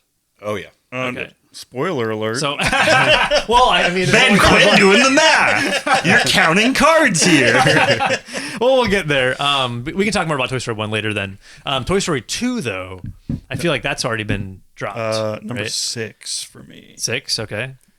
We haven't gotten to it for me. Oh, wow. Toy Story 2 was 21 on my list. Holy cow. 15 for me. So it was mid tier for me, upper tier for you, low tier for you. Very divisive movie, and clearly top tier very, for Rutger. Very top for me. So let's talk about that. Yeah, 20. So it was. We were talking about the cutoff where movies on the list go from stuff that I don't care for to stuff that I like. Toy Story 2 was the very first one on the section of list that's stuff that I like. Okay, so you do. So like, it's okay, the bottom of my stuff that I like. Wow. Well, so it's been a while since I've seen Toy Story 2, so that's why I could be wrong. I could be wrong about it. But what do you like about it? For me, as with most Pixar movies, it's all about how it makes me feel, the nostalgia of it. I think it came out at maybe a pivotal point in my childhood. Gareth, what year did it come out? 99, I believe. 99, so I would have been 9 years old when it came out. And I guess it just hit right at the time. I know one of my best friends at the time had the Toy Story 2 video game. Oh, yes. Nice. I remember that. I played that too. Yeah. I remember playing it on his computer. It was so fun. And I'm pretty sure we watched the movie a dozen times or more. But for me, it's just nostalgia. I'm pretty sure if I watched it now, I would probably be like, yeah, the story needs a little work, and obviously the animation is a little outdated, but it's, very nostalgic for me. Yeah. I need to revisit it too. Did you want to share about Toy Story? It's just ridiculously nostalgic for me because my grandma had 2 Pixar movies for her VHS. It was A Bug's Life, and then she had Toy Story 2, and we went to grandma's a lot, so we'd always be in the basement watching one of those 2 movies. That's why both of those movies are in my top 10. Toy Story 2 being in my top 5. I agree. It's probably the story. If I watched it again as an adult, probably wouldn't hit the same. But there's just a lot of nostalgia tied into that one for me. yeah, absolutely. That may be the Pixar film I've seen the most. Oh yeah, nice. Yeah, there's a lot of lovers. That's actually I was wondering about that too, if that's the one I've seen the most, because I remember that VHS was everywhere. Mm-hmm. Like you go to a babysitter's house, they have Toy Story 2 on VHS. Yeah. You know, it's definitely up there. That one and like Finding Nemo and The Incredibles are probably the ones I've seen the most of. Yeah. More Pizza Planet blasting your way after the break. Can you hear that? Low rumble of engines coasting down the freeway on a breezy Sunday. The lush crunch of a tire making contact with a gravel road of unexplored possibilities. Feel the cool wind and smell the sweet sun-baked desert air as you accelerate down the timeless route. Witness the awe of the mountains protruding from the earth like beckoning palaces of crimson stone. Your road might be long, but it doesn't have to be hard. Make every moment driven by purpose at Radiator Springs, Arizona. This fake ad has been fake paid for by the fake Radiator Springs Tourism Commission. Here, there's transformation. Monsters come gentle and leave ferocious. We're the creeps, the ogres, the krakens, the Martians, the Yetis, who want to scare for a living. We come of all shapes, sizes, colors, and textures. We're a family, bound by a common bond, tradition, diversity, friendship, and excellence. Whether your talent is causing screams or designing the canisters that capture them, Monsters University is a place to find your truest calling and reach your highest potential. In the words of Dean Hardscrabble, scariness is the true measure of a monster. Open the door to your future and become the monster you are meant to be at Monsters University. Building tomorrow's scares today. Hold on tight. We are re-entering the Pizza Planet Quadrant. Well, do we want to move on to top 5 so that we can start talking about everything? Let's do it. Yeah, let's do it. Yeah, let's. Galen, give us your 5 through 1. Top 5, baby. Top 5. Number 5, Monsters, Inc. Number 4, Toy Story. Number 3, Finding Nemo. Number 2, The Incredibles. Number 1, A Bug's Life. What? The only person I know who not only has Bug's Life at number 1 and has for years, but can accurately convince me that it deserves to be there. I don't need much convincing. I love that movie. Rutger, what is yours? At number 5, I've got Toy Story 2. At 4, I have Monsters, Inc. At 3, I have Finding Nemo. At 2, I have Toy Story. And at 1, I have The Incredibles. Nice. Wow. Nice. My number 5 is, as we talked about, Ratatouille. My number 4 is higher than you might expect, Onward. Oh, right. Yeah, nice. My number 3 is Inside Out, Galen. My number 2 is Up. And my number 1 is Finding Nemo, as we've discussed on the podcast extensively. Yes, absolutely. My top 5 is similar to yours, Gareth. So 5 is Inside Out, Galen. I'm taking a lot of grief for that. 4 is Coco, Galen. 3 is Monsters, Inc. 2 is Up, and number 1 is Finding Nemo. So our 1 and 2, Gareth, are the same. Yeah. You wait. It's Up at 2 and Finding Nemo at 1. Yeah. Oh, nice. Yep. Nice. So I want to talk about Coco real quick because that was my number 7. We didn't get a chance to talk about Coco or maybe we did talk about it earlier. A little bit, yeah. But you guys had it super low, and it's in your top 5. Then number 4. It's in the top half for me. Okay, what was it? 14. 14, 17. 17, and then it's your number 3. 4 for me. 4. Yeah. Wow.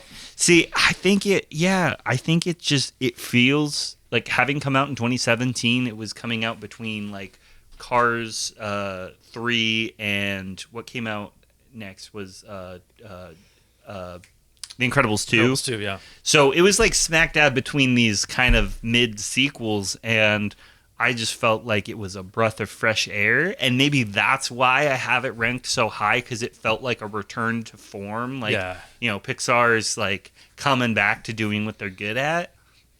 But I don't know. Like, I have rewatched the movie before, and I think it still holds up. Yeah, I agree with you. So you were talking earlier about Inside Out, your experience with you when you guys watched it. I remember when Inside Out came out. So we're talking about, the era of Pixar, the golden era, then it kind of died down. They went through some ups and downs. When Inside Out came out, I remember being in the theater watching it. I was flipping. I was so excited. I remember leaving the theater and I wanted to scream at the top of my lungs, Pixar's back! Like 100%. I was like, I couldn't believe it. I thought Pixar's glory days were over. And I watched Inside Out and I was like, oh my gosh, this movie feels like it was made in like the 90s or the early 2000s. Yeah. It felt that way. It felt like the concept is genius. The execution is so emotional. It's like, it felt like a perfect movie like they used to be. And Coco, when I saw Coco, I felt the same way. I was like, they did it again. Like, I thought it's crazy that those movies were 2 years apart from each other. Yeah, it felt like, oh my gosh, like this is Inside Out. Like Inside Out wasn't a fluke. Like Pixar's back, and then of course they kind of have had some issues since then. But in my opinion, I make the argument that I think Inside Out and Coco are two of the rare return to forms from their early days. Yeah. And so Coco, it just was deeply emotional. I would say the way that Toy Story 3 resonate maybe with you guys. Coco was waterworked for me. It was like the end of Toy Story 3, but like sprinkled throughout the movie. The scene with it's Hector, I believe, when he's in like the cave area, like this with Miguel.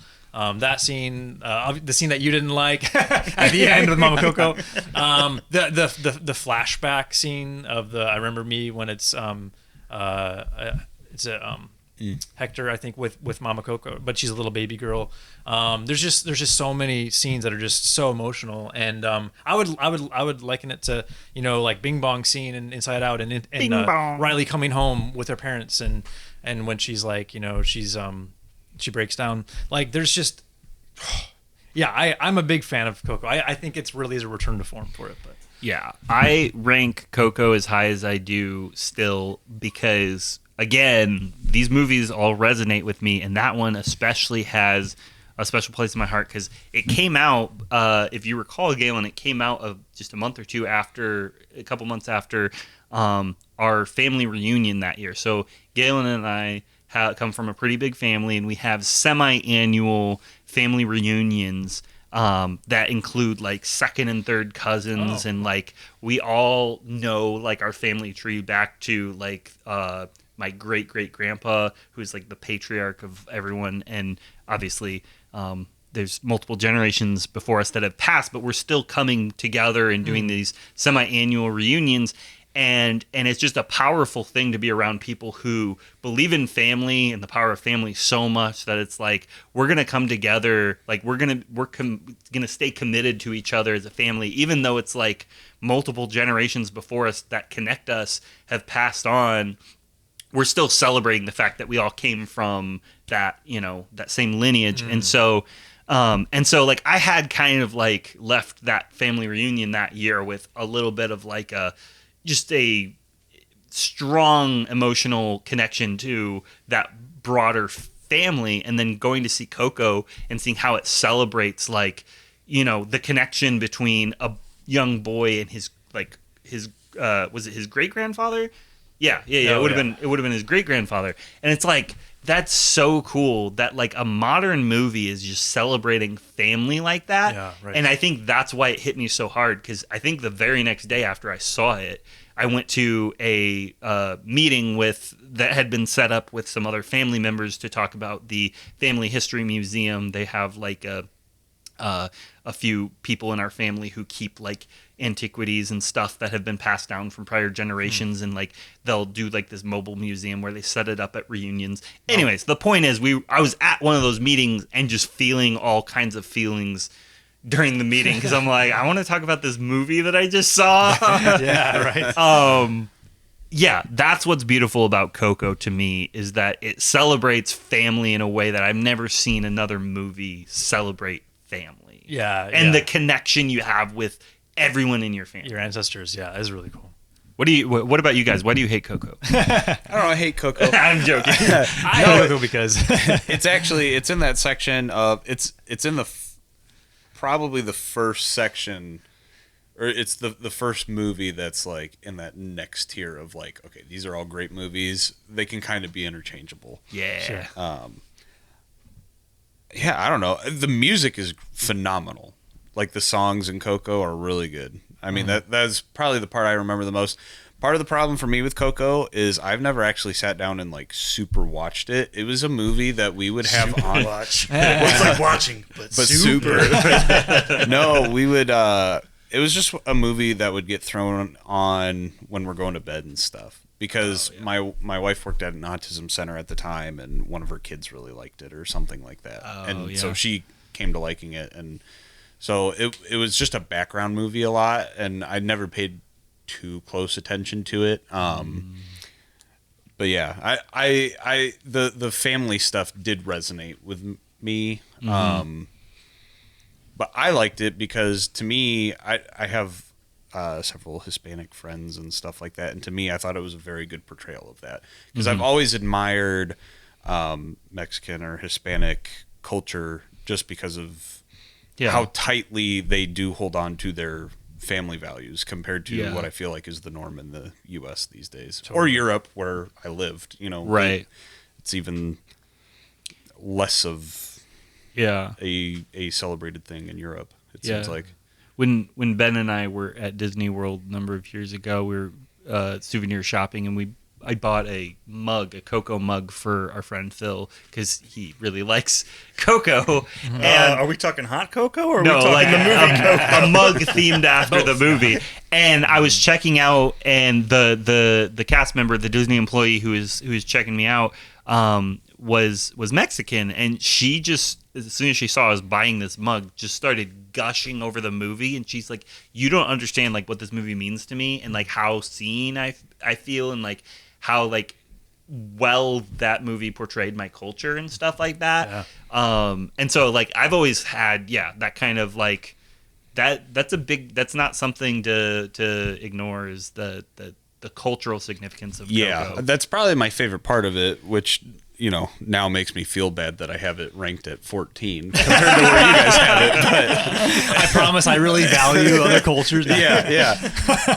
But no, I really liked that aspect of it, because I thought it was a good portrayal. I mean, it's hard for me to say as a non-Hispanic. Yeah.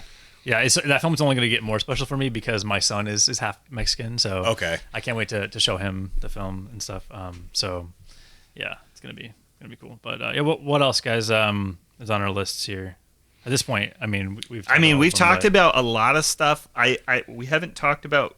Did we really scratch the surface of Onward yet? Oh. Where did you guys have Onward ranked? Number 11 for me. 14. 10. Okay, so I definitely have it ranked the highest. Why do you like it, bro?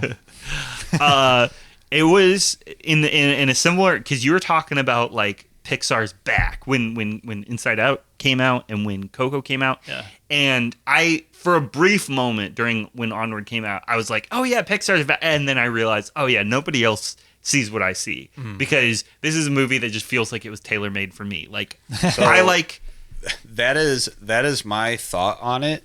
It is the Turning Red, but for me. Right. Oh, exactly. Like it's like speaking to your exact demographic. Yeah, like it's not very. I understand it's not for everybody. I understand a lot of people wouldn't have it in their top 10.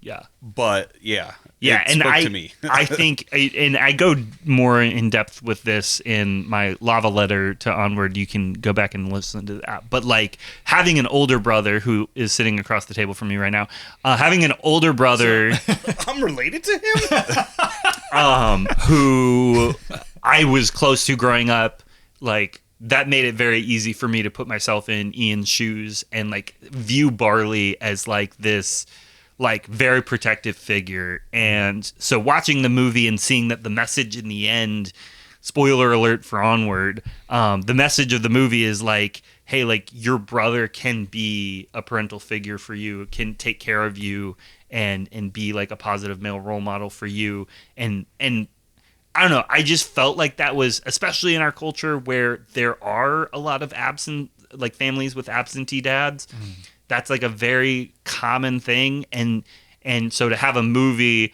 to speak to the value of like being a father to the fatherless, but it's also about brothers, and like the power of the love of a brother.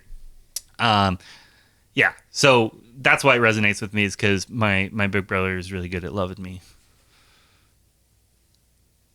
and it's Brother moment and just it's all happened, dude. it's a story. It's not only is it a story that feels like it was tailor made for me, but it's told with the skin of like, oh yeah, and we're setting this in like a world that's kind of like a postmodern D&D, Which is also one of your hobbies. And Galen, I associate guys, I associate D&D. Galen's wearing literally a D&D shirt right now. This movie really was meant for you guys. Yeah. Because Rutger and I play D&D at my brother's house, and I don't know. It's definitely something that felt like it was hitting all the buttons. Yeah, that's pretty cool. Yeah, I will say, Gareth, you have single-handedly made that movie go from a movie that I was like, I'm good with never seeing that again, to where I actually own it now, and I really it's rewatchable. Yeah, I really enjoy it, and I think it'll grow over the years because I also have a brother myself. So, but yeah, guys, Galen, do you want to respond to all that brotherly love that was sent your way? Oh my gosh, how can I respond to that? Onward, right? We're talking about Onward, right? I didn't know we were switching to a new movie or not. Well, Onward can sometimes be a little annoying, but I still love the movie. Let me talk about Onward. You really want to know how I feel about Onward? No. I thought it was a very creative movie. I've said this probably too many times now, but I do view a lot of movies based on their world building, and I really did dig the world building in Onward, and the story of the brother aspect I could relate to, so that was kind of cool. And that's all I'm going to say about it. No. I only watched it once. I need to rewatch it again. I think that the message might have gone over my head the first time, and yeah. I think it is a good movie. I don't remember where I ranked it. 14. Yeah, I'm with you. I think it'll take a little while before I see it more through Gareth's eyes, as far as like seeing the message more clearly. Because I do remember the scene with the dad when Barley gets to to meet him and Ian can't. And I remember thinking that I don't know, maybe because it's literally a wall, but there did feel like there was an emotional wall, if you will, that for me to connect with that. But then the scene when he's going through the list and he realizes that Burley was like his dad, that did get me. And so I think if I rewatch it now knowing what the movie's about, I think it would be more, the whole thing would Maybe be. it's a movie meant for little brothers. It is. We're both older brothers. I so. think That's true. I genuinely think it is, because that scene you're talking about where Ian is like watching through the tiny little hole as Barley gets to see the dad. Like, I love that scene. I think it is hands down one of the best constructed scenes in all of Pixar canon. I will stand on that hill.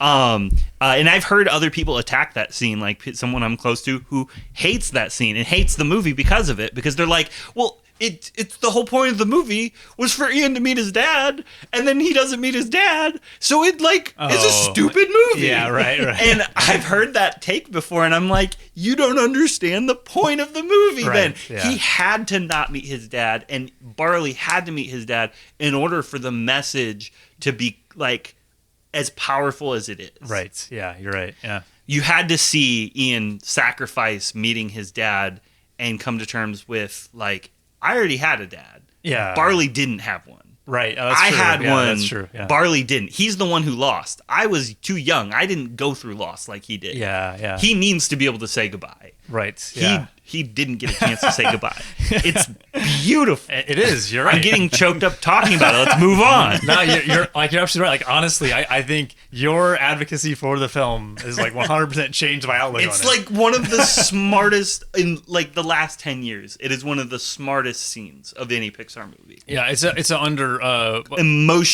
Emotionally sophisticated. Yeah, it's an undervalued film for sure. Yeah. That's, I think part of the undervalue is, wasn't it the first film that came out through the COVID era? So Yeah. it came So there out. was It no- came out literally weeks before everything shut down. So I got to see it in theaters, but I've never met another person. Oh yeah, I didn't. Like I me didn't either, yeah. me and Steph went to go see it. She didn't like it as much as I did, by the way.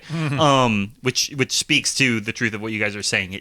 It spoke to me. It didn't speak to everyone. yeah. But I got to see it in theaters, and then like 2 weeks later, all the theaters shut down, and then they just threw it up on Disney Plus, and that's how most people saw it. Yeah, That's probably why, And yeah. people saw it like in a bad time. Yeah, like everyone was depressed at the time. and Yeah, it was a weird time. so yeah, that was unfortunate timing for that movie's release.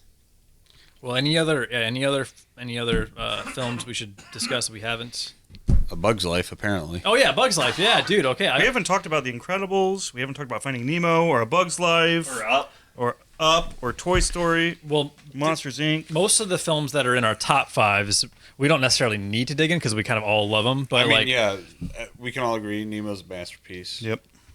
but Up. Well, yeah, Up was also low on yours as well. Right? Wasn't it Number 10. number 10, and which I guess is still top 10. But no, Bug's Life though. I am genuinely curious. I want to know your take on that. I think Bug's Life is a masterpiece. I think that it was the second Pixar movie to come out? Yep. So there's one aspect where it is also nostalgic for me. It came out when I was a kid. I was a little boy who loved bugs, and they came out with a movie about bugs, and I was like, yes, bugs. And then as I grew older, I learned to appreciate the story more. There are some really powerful moments in that movie, like Hopper's speech to his minions right before they go back to the anthill. At the end of the movie, like that speech is so potent. I've seen some like video essays about it, and they, like the guys break it down. I'm like, yes, like every point they're making is like so on point. Like it is an epic speech that he gives his little minions there. And then the end of the movie when Flick finally stands up to Hopper, and then his courage inspires others to stand up, and then everybody stands. I'm like, oh my gosh. Yeah. Like, we've been waiting for this the entire movie, and here's the payoff. Satisfying. Yeah, it's so emotionally satisfying. Yeah, I mean, that's kind of it in a nutshell. I will say, speaking of, people that, have defended Pixar films, I for a while I was like, I think is that silly that how much like, is it really, do I really need to like give Bugs Life more of a shot? But I will say, like, the more that you have defended it and the more that I've I still need to. I want to revisit the film, but the more that I think back to the movie, because I remember it pretty well, the more that I have. You're absolutely right. It's I think, at least on my end, undervalued, and maybe that is actually, maybe you can make the point that most people probably attribute that film to just nostalgia, whereas maybe it actually is a diamond in the rough. Maybe it really is true classic Pixar. 'Cause I think you're probably right, because that movie, you're like bringing back all those moments, and I'm like, holy crap. Flick's character arc is really powerful. And the message of the film. So I'm with you. I think I probably need to give it a shot. Yeah, it's going to be placed at your number one. Get ready for number one, please. Oh, this is... If you want to recite it. You recite it. Okay. Hopper's speech. Hopper's speech is so cool. You let one ant stand up to us, and they all might stand up. Those puny little ants outnumber us 100 to 1. And if they ever figure that out, there goes our way of life. It's not about food. It's about keeping those ants in line. That's why we're going back. Does anybody else want to stay? Galen was just mouthing all the words as I was saying. I forgot that I knew the whole thing. I probably should have just quoted it.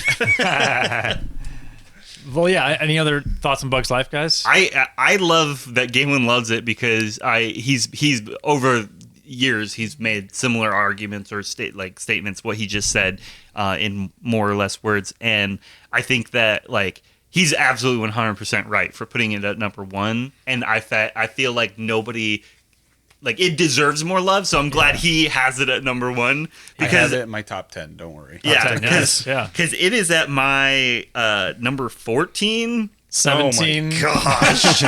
Brutal. But I have to say, it was way lower before Galen convinced me. Like Galen is the reason it's at number 14 and not 21. 20 or something, yeah. Yeah, because for the longest time, I never rewatched it as an adult, I don't think. And I think I need to because it is, for me, just nostalgia, and there's no substance to it outside of that. Well, I think the comedy in that movie is actually really good. Like, thinking back on it, even an adult can appreciate a lot of that comedy. But then also, I feel like Hopper is one of the best villains in all of Pixar. Okay. Thank you for saying that. Okay, so yes, I agree. I teased in an earlier episode that I wanted to do a ranking Pixar villains episode because I knew who the number one spot was going to be, and I didn't want to let the cat out of the bag too early. But since you guys are talking about it, Hopper. I do think that, because Galen convinced me. Galen told me one time his hot take is Hopper is the best villain of all Pixar movies. And I was like, okay, explain. And then he did. And I was like, you're right. I'm going to take that to the podcast. Because, no, genuinely, if you look at Hopper, he is one of the most complicated and interesting and scary, and every layer of him is just what you want a villain to be. He seems the most inherently evil to me. Because Syndrome just has his grudge. Because he would probably be number 2. Yeah, he's off the top of my Syndrome's head. up there. Yeah. He's just got his grudge, his revenge story. But Hopper is evil and manipulative, and that speech just gives you a big clue into his way of thinking. That's just so compelling. Yeah. And I think that's part of why I have Bug's Life in my top 10 is I can't think of a different villain takedown in Pixar that's as satisfying to me. Sure. Yeah. Yeah, that's fair. That is true. Yeah, it's very satisfying when they take him down in the end. Yeah. Because even Syndrome, his going out wasn't as satisfying. And we also got to talk about casting because, you got a really charismatic, someone who's really good at being not likable, but very charismatic at the same time in Kevin Spacey. And that is perfect for a role where you need him to be intimidating and believable that he has all these followers and believable that he's able to bully this entire society. Right. And yet at the same time, you love to hate him, Yeah, I remember as a kid being terrified by him. Whereas Syndrome, who's also a great villain, I think that his casting sheds a light on his problem is his insecurity, and that's not necessarily what Hopper is, Right. Yeah, that's true. That's a good point. Dang. Yeah, but I'm sure Galen talked about this, but the scene where Flick has like his eyes all like punched out and stuff. Oh yeah, dude, it's so. It gives me chills thinking about that moment. You look at him and because- you're like, he's been beaten to all heck, and he's still willing to stand up even though he's on his last leg. Yeah. And we think of ants as like these really fragile creatures. So like that is a beautiful way to tell that story. Yeah, right. Yeah. No, that's a really compelling scene. Yeah. Anyways. Yeah, we got to give Bugs Life some more love. All right, man. well, season 4 we're going to have to give a second look at Bugs Life. Yes. To have you back on, Galen, for that. Oh yeah. All right. So did we talk about Wall-E yet? Yeah, we did. We did talk about okay, Wall-E, we did yeah. because that was okay. Yeah, that was earlier. Talk We about haven't, really Ratatouille. we haven't touched on Up, Monsters Inc., Finding Nemo, or The Incredibles, really. Okay, let's talk about The Incredibles real quick because that was my number 8. Yep. Okay. 8 for me. 8 for you too. Okay. I had it at 1. I added it too. Yeah. Wow. Yeah. So, yeah, I think it's a great movie. And enough said. Yeah. Let me just say, when The Incredibles first came out, I was a teenager, and I was just getting into superheroes at the time, and I loved Pixar. And when I saw that Pixar was making a superhero movie, they were just marrying the two things together, superhero and Pixar. I was like, yes, That's true. This is 'cause exactly what I've that's always true, wanted. because I think that it came out like right around the time Dad started letting us watch superhero stuff. Yeah, Because it we was- weren't when we were little, we weren't allowed to watch superhero stuff because they were Little. too violent. Oh, yeah. But when we were like 11 or 12, started watching the first Spider-Man movie, Yeah. and Spider-Man 2, and maybe Fantastic Four. a little Fantastic later. Four came out the year after The Incredibles. Okay, but yeah, The Incredibles was X-Men. awesome. X-Men was one of the first ones that we saw. Oh yeah. Yeah, Yeah. X-Men was really good. Anyways, but yes, we were big into superheroes. Yeah. I was late to the game with superhero stuff. I don't know why. Maybe I did see some. I'm sure I did see some superhero stuff, but I never was like really into it until like later on. I got more into it, but so when Incredibles came out, I remember liking it, but I did not have that attachment that like I have so many people share what you guys are talking about. Where like Incredible, and probably for you, Rutger, like Yeah. it's your number one, right? Yep. Like I've talked to so many people. I mean, even the Super Carlin Bros. Like I think Yeah. Incredibles might be their number one. It's like I've heard so many people talk about how The Incredibles is their favorite Pixar movie, and I will say like I've revisited it a year or two ago, so pretty recently. And it's an amazing movie, and I totally get why people love it so much. Like it's just so much fun. There's a lot of heart to it.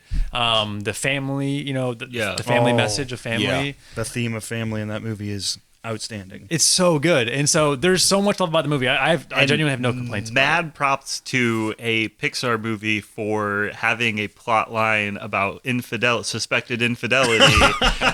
That was a little risque for a Pixar did movie. not pick Yeah. up on that as a kid.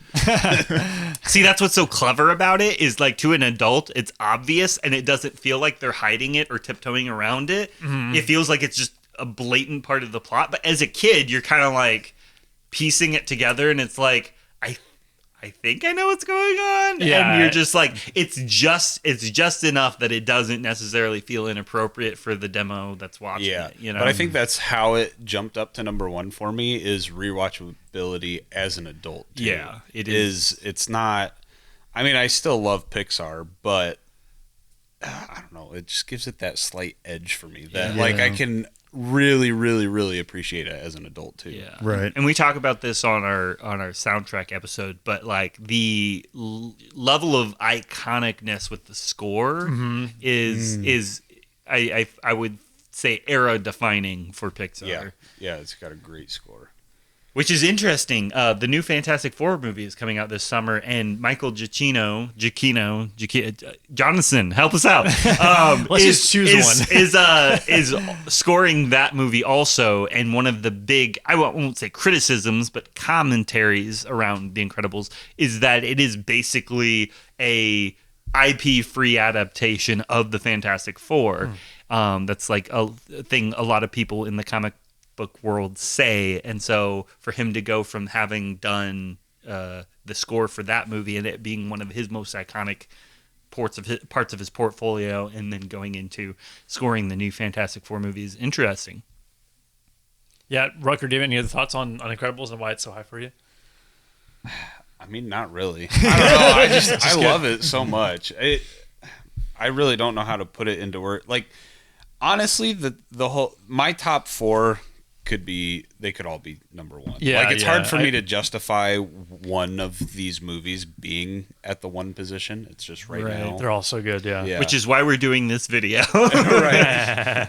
This isn't a video. Or audio, yeah. Podcast, yeah. Podcast. Where's the camera? Yeah, right. Yeah, okay, what other movies do we need to touch on?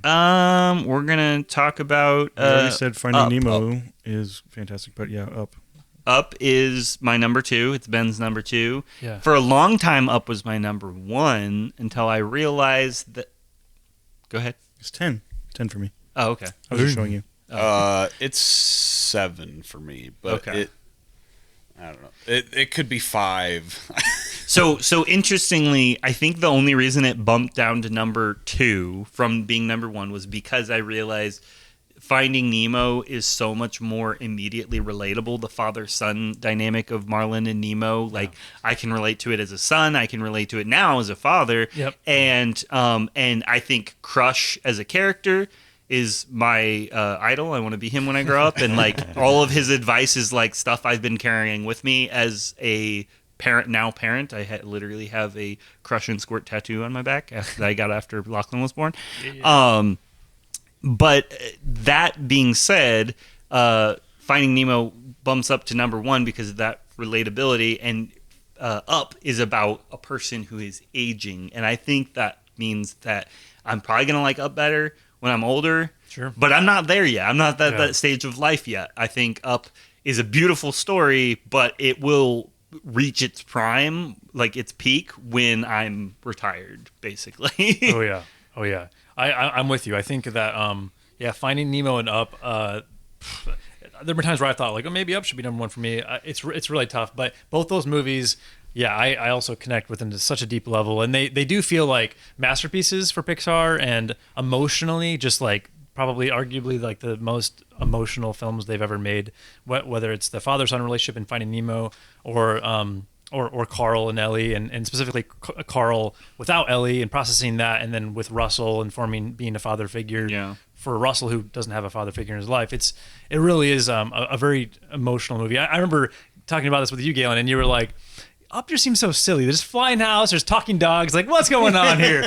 And I recommend revisiting the film because it does sound crazy, but when you revisit the film, it just like works somehow. I don't know. I think that's the beauty of it, is that it's got like dogs in dog fights, and it's got like, you know, this outlandish, kooky, mustache twirling villain. Yeah. And there's all these very, I would say, story elements that harken back to like simpler days of storytelling, like television serials and stuff like that. Yeah. And it feels like they're paying homage to the silliness of fantasy or like adventure stories, and while simultaneously telling a completely sincere story about loss. Yeah. And I think that's a valid thing to say, that, you know, not everyone has gone through traumatic loss like Carl has, and so maybe this is a movie that's going to, again, age well with people. Like, once you go through a big loss, you'll look back at this movie and it'll say something new to you.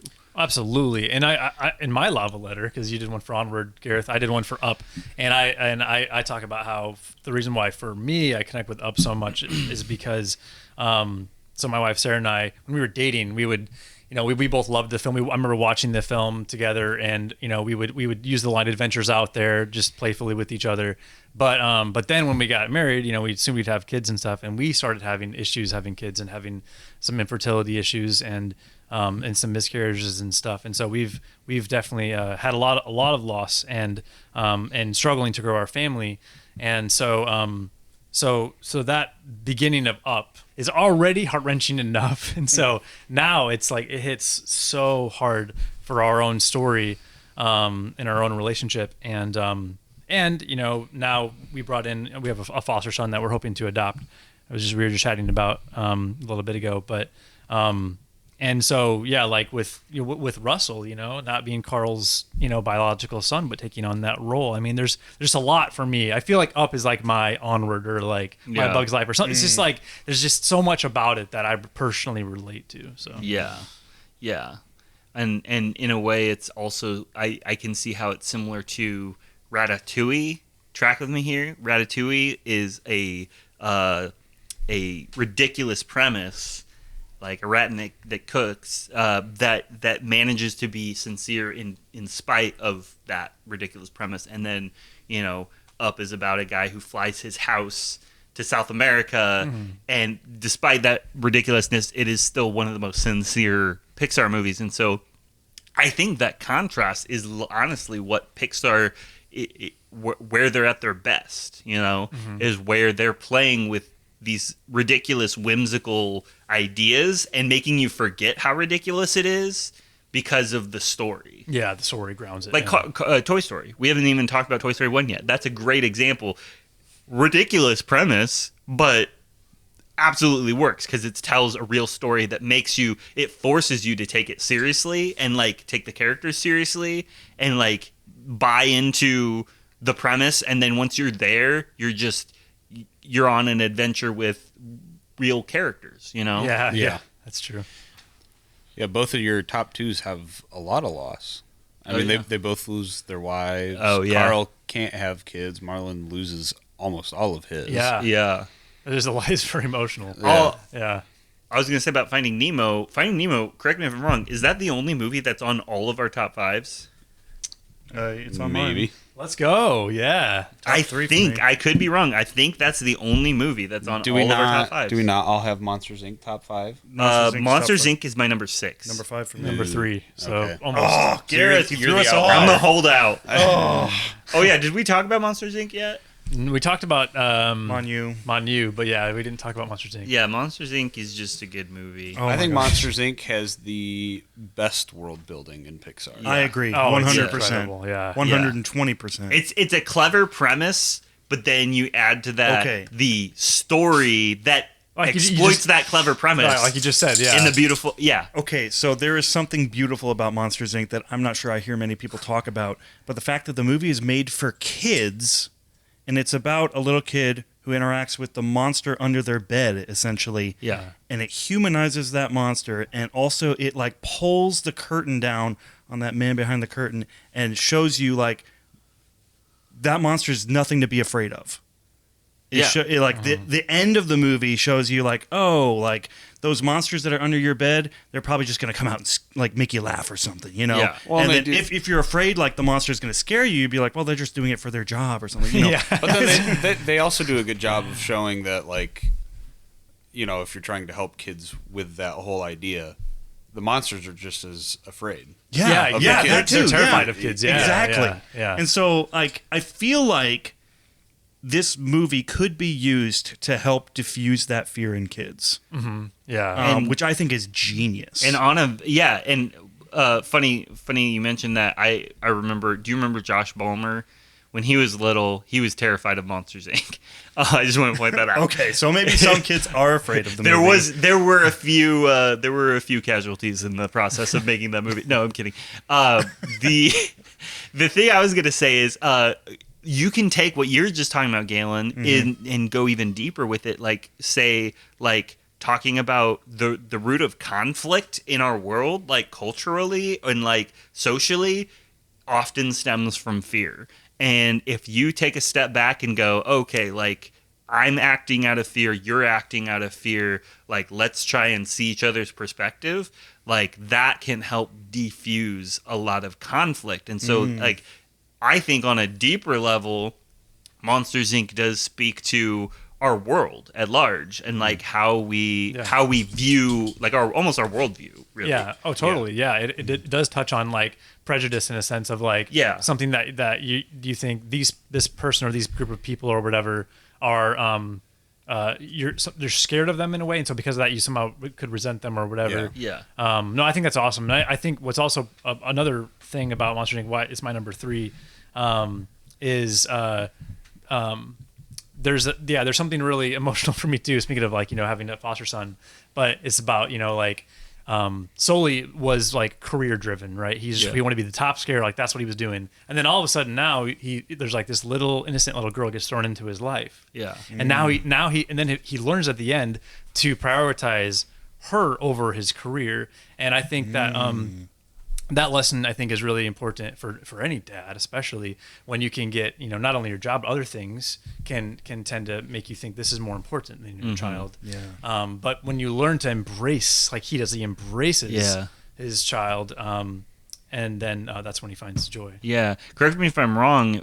Pete Docter, the director of Monsters Inc., if Galen and Rutger didn't know, shared in a interview or a speech or something about how one of the earliest test screenings they did for Monsters Inc. This was before he had kind of cracked that relationship, the Boo theme of it all. Before he had really figured out what the story was, they did a screening, and it was literally just a premise at the time. It was like, we figured out we want to do something with the monsters living under your bed and all that. Scare for a living, yeah. Yeah. And they tested it, and everyone was like, I love the premise, but it's like, what would they say, like a bad movie or something? It's kind of boring, yeah. Yeah, it was boring. Like, there was no heart to it. And then him having just had a child recently was what inspired him to write the character of Boo and make her the focal point of the movie. Huh. Yeah, and that's what kind of fixed it. Or made it click. Because he was struggling between wanting to work for Pixar, but then wanting to be at home for his kid. And so it's pretty cool to see how that you can see it in the movie. Oh yeah, easily. But interesting. But yeah, I think Monsters Inc. is like what Rutger's saying is like all these feel very interchangeable, and like it being at number 6 is not a reflection of me thinking it's not top 5, because it is. It feels like it could easily trade places with like Ratatouille or Up or Inside Out. Like it feels like it's on the same level. It's just a casualty of me really liking Onward. that's the problem here. Wow. Well, guys, any other thoughts? Before we talk about because what was your top? We did talk about The Incredibles. What was the thing you learned the other day about The Incredibles? Oh, well, I don't know. It may not fit in at this point, but so I had picked up on as a kid that I can't remember what the helper of Syndrome, her name. Mirage. Mirage. We had a cat named Mirage, named after Mirage. Nice. No, so as a kid, I had picked up on that she was looking for Frozone at the bowling alley, and then they realized that it was Mr. Like she realized, oh, that's Mr. Incredible, our end goal, anyways. But then I saw something the other day that revealed that because of that, they had Mr. Incredible go instead of Frozone. Like they were prepped for Frozone to go there, which I had never realized before. So that's why the light at first on the robot is like an ice blue instead. Later on in the movie it's like red. So and then that's why the robot took him to a volcano, because that would have been Frozone's like that's crazy. Like that would have been his worst environment he could have been in. Like he wouldn't have been able to use his powers. So Frozone would have been dead if they hadn't found Mr. Incredible. Because then also when he's like looking through the screens to see like who all's dead or whatever, it gets to Frozone. Elastigirl unknown, Frozone known. So like they had been staking out Frozone, and just happened upon Mr. Incredible. That's really so cool. Yeah, we did not know that. Okay. Well, I had picked up on probably at my last watch through that they were looking for like she was staking out Frozone, not Mr. Incredible. But then I never connected all the other stuff after that. Yeah. That's really cool. Nice catch, bro. I think we've covered everything. Was there anything in your guys' top 5 that we didn't talk about? I don't think Did so. we hit Toy Story like the first? We never really talked about the first Toy Story. We just kind of talked about Toy Story as the franchise whole. Where did it land for everybody? Toy Story was my number 11. Number 12 for me. Oh. Two for me. Nice. Number 2? Yeah, it was number 4 for me. So nice. We rewatched it. Ben and I rewatched it for the podcast. First episode. And then I think I rewatched it again after that. potentially, but I know that I very recently rewatched it because Stephanie and I were like, what's Lachlan's first movie going to be? We're going to put on a movie for him, see if he sits down. He sat down for the first 10 minutes of Toy Story, and then he started playing with his toys once Buzz Lightyear showed up. But but that was really fun to rewatch again and see like there's a reason this is an enduring classic because I don't think it's ever going to get old. No, it's such a movie. No, it'll hold up. Yeah. That's another thing that I had to think about when doing this list is like thinking about me personally, but also like what will I show my kids? Because like Toy Story is definitely gonna be in there. I don't know that my kids will see all 30-something Pixar movies when they're children. You know, Right. It's definitely one that's gonna be in there though. Yeah. Toy Story was Lachlan's first ever movie. So That's a great choice. he was in the room for the whole movie. He didn't watch the whole time, but yeah. Galen, thoughts on Toy Story? Love it. Nice. It is the OG. It is. I feel like it's really well written. I love the characters. They're so strong. Obviously, they are because they made like 3 more after it. Yeah. Right. And they wanted to keep milking that cow. And They're making another one. And they're making another one. I know. So it must be really good if they keep. They did something turning right. them out. And they made Lightyear.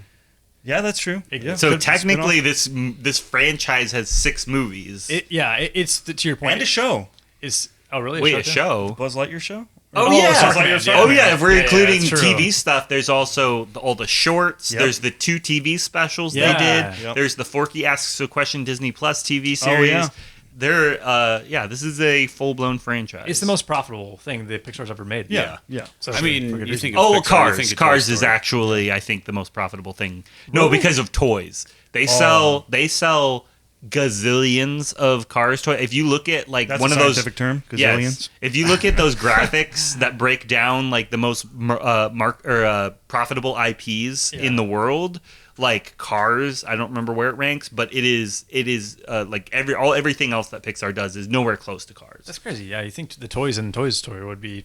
But it's because there's so many different cars. Because Oh. every single character in Is Cars a car, can yeah. be like a cheaply produced true. little Hot Wheels toy that you just and people will collect the crap out of those. So Yeah. Versus Toy Story, you kind of have Woz and Buddy. yeah, everyone just wants. What did you say? I said Woz and Buddy. I thought you said that on purpose. Buzz and Woody. But no, it's true. It's true. Like nobody. I totally knew what you meant, though. Woz and Buddy. Like very few people are collecting beyond just Buzz and Woody, and the people that are, there's still a very limited roster of toys to Yeah. collect. Once you get all the characters, Sure. you've probably spent like what $200, and now you have all the Pixar or all the Toy Story characters. Yeah. But with Cars, you could just keep like hundreds and hundreds and hundreds of dollars into your toy collection. Yeah, that's crazy. But so, anyways, back to so you like it. You like it? He likes it a lot. Yeah, I like it a lot. I like it a lot. So they did something right. That was your point. They did something right. They did with- something right. Yeah, I mean, it is the OG. Also, Sid as a villain. Yeah, good villain. Oh, wow. Yeah. I've never hated a kid so much in my life. He is a good villain. Yeah, it's true. When we reviewed it on the first episode of our podcast, our title was literally like, "How is the first computer animated film ever made this good?" Yeah. Because it's the first one, and it's amazing. Like, it holds up. It's like, how did they do that? How did they make the first one? And it just happens to be arguably like the best film they've ever made. I think You know. still to this day the only complaint I have about it is that Scud looks like crud. I'd have to agree with that. The Blu-ray, especially. Yeah. Yeah, no, it is a great film, and it's not only just a fun movie because I remember it being just fun as a kid, and it is fun. But when you rewatch it as an adult, you realize, wow, there's actually a lot of deeper thematic and the friendship of Buzz and Woody, Buzz and Buzzy. What is it? Buzz and Buddy. Was and Buddy. Buzz and Buddy. No, Was and Buddy. That's the title of this. that's the title of the Bosom episode. and Buddy. Their friendship is amazing. Yeah, It's- that whole arc is awesome. Scud is the only reason it's at number 11. Pizza. No, I'm kidding. Well, we made it. We made it. Let's sign off. Do you have anything to plug, gentlemen? No. Okay. Well, here's my address. No. well, leave us a review and let us know if you like Galen and Rutger and want them to be on another episode someday. Well, it doesn't matter what they think. What we think. We want you guys back. So thank you guys for being here with us. Yep. Thank you guys. Thank you to our guests. That was a lot of fun. Really appreciate you guys again taking the time to do these lists. And to all the listeners out there, make your lists and post them in the comments, actually, if you want. Yes. And actually, I totally forgot to talk to you about this, Ben, but Stephanie had a fantastic suggestion to ask our listeners to make their lists. She suggested making like a Google form or something that makes it super simple for them to just make. That's cool. Like without having to, and that way maybe we could get some submitted forms and see what people are thinking. I don't know. We'll figure it out. There'll be something maybe in the show notes. Check out the show notes if we come up with something. That'd be cool. Maybe we can make like a where you do like a median of all of the scores to make like a definitive. That list. would be so cool. Definitive fan list. That could be cool. Yeah. So let's work on something related to that. But yes, make your lists and maybe check out the show notes in case there's something that by the time this comes out. Word. Well, Galen and Rutger, thanks guys for being on the show again. Yep. Thank you. And we'll see you guys next season, season 4, coming your way and blasting your way. Yep. More do subscribe because there is more coming. It's just you gotta wait because we gotta work on season 4. Yeah. But until then, keep it an O for onward. Because adventure is out there. To infinity and beyond. Pizza out.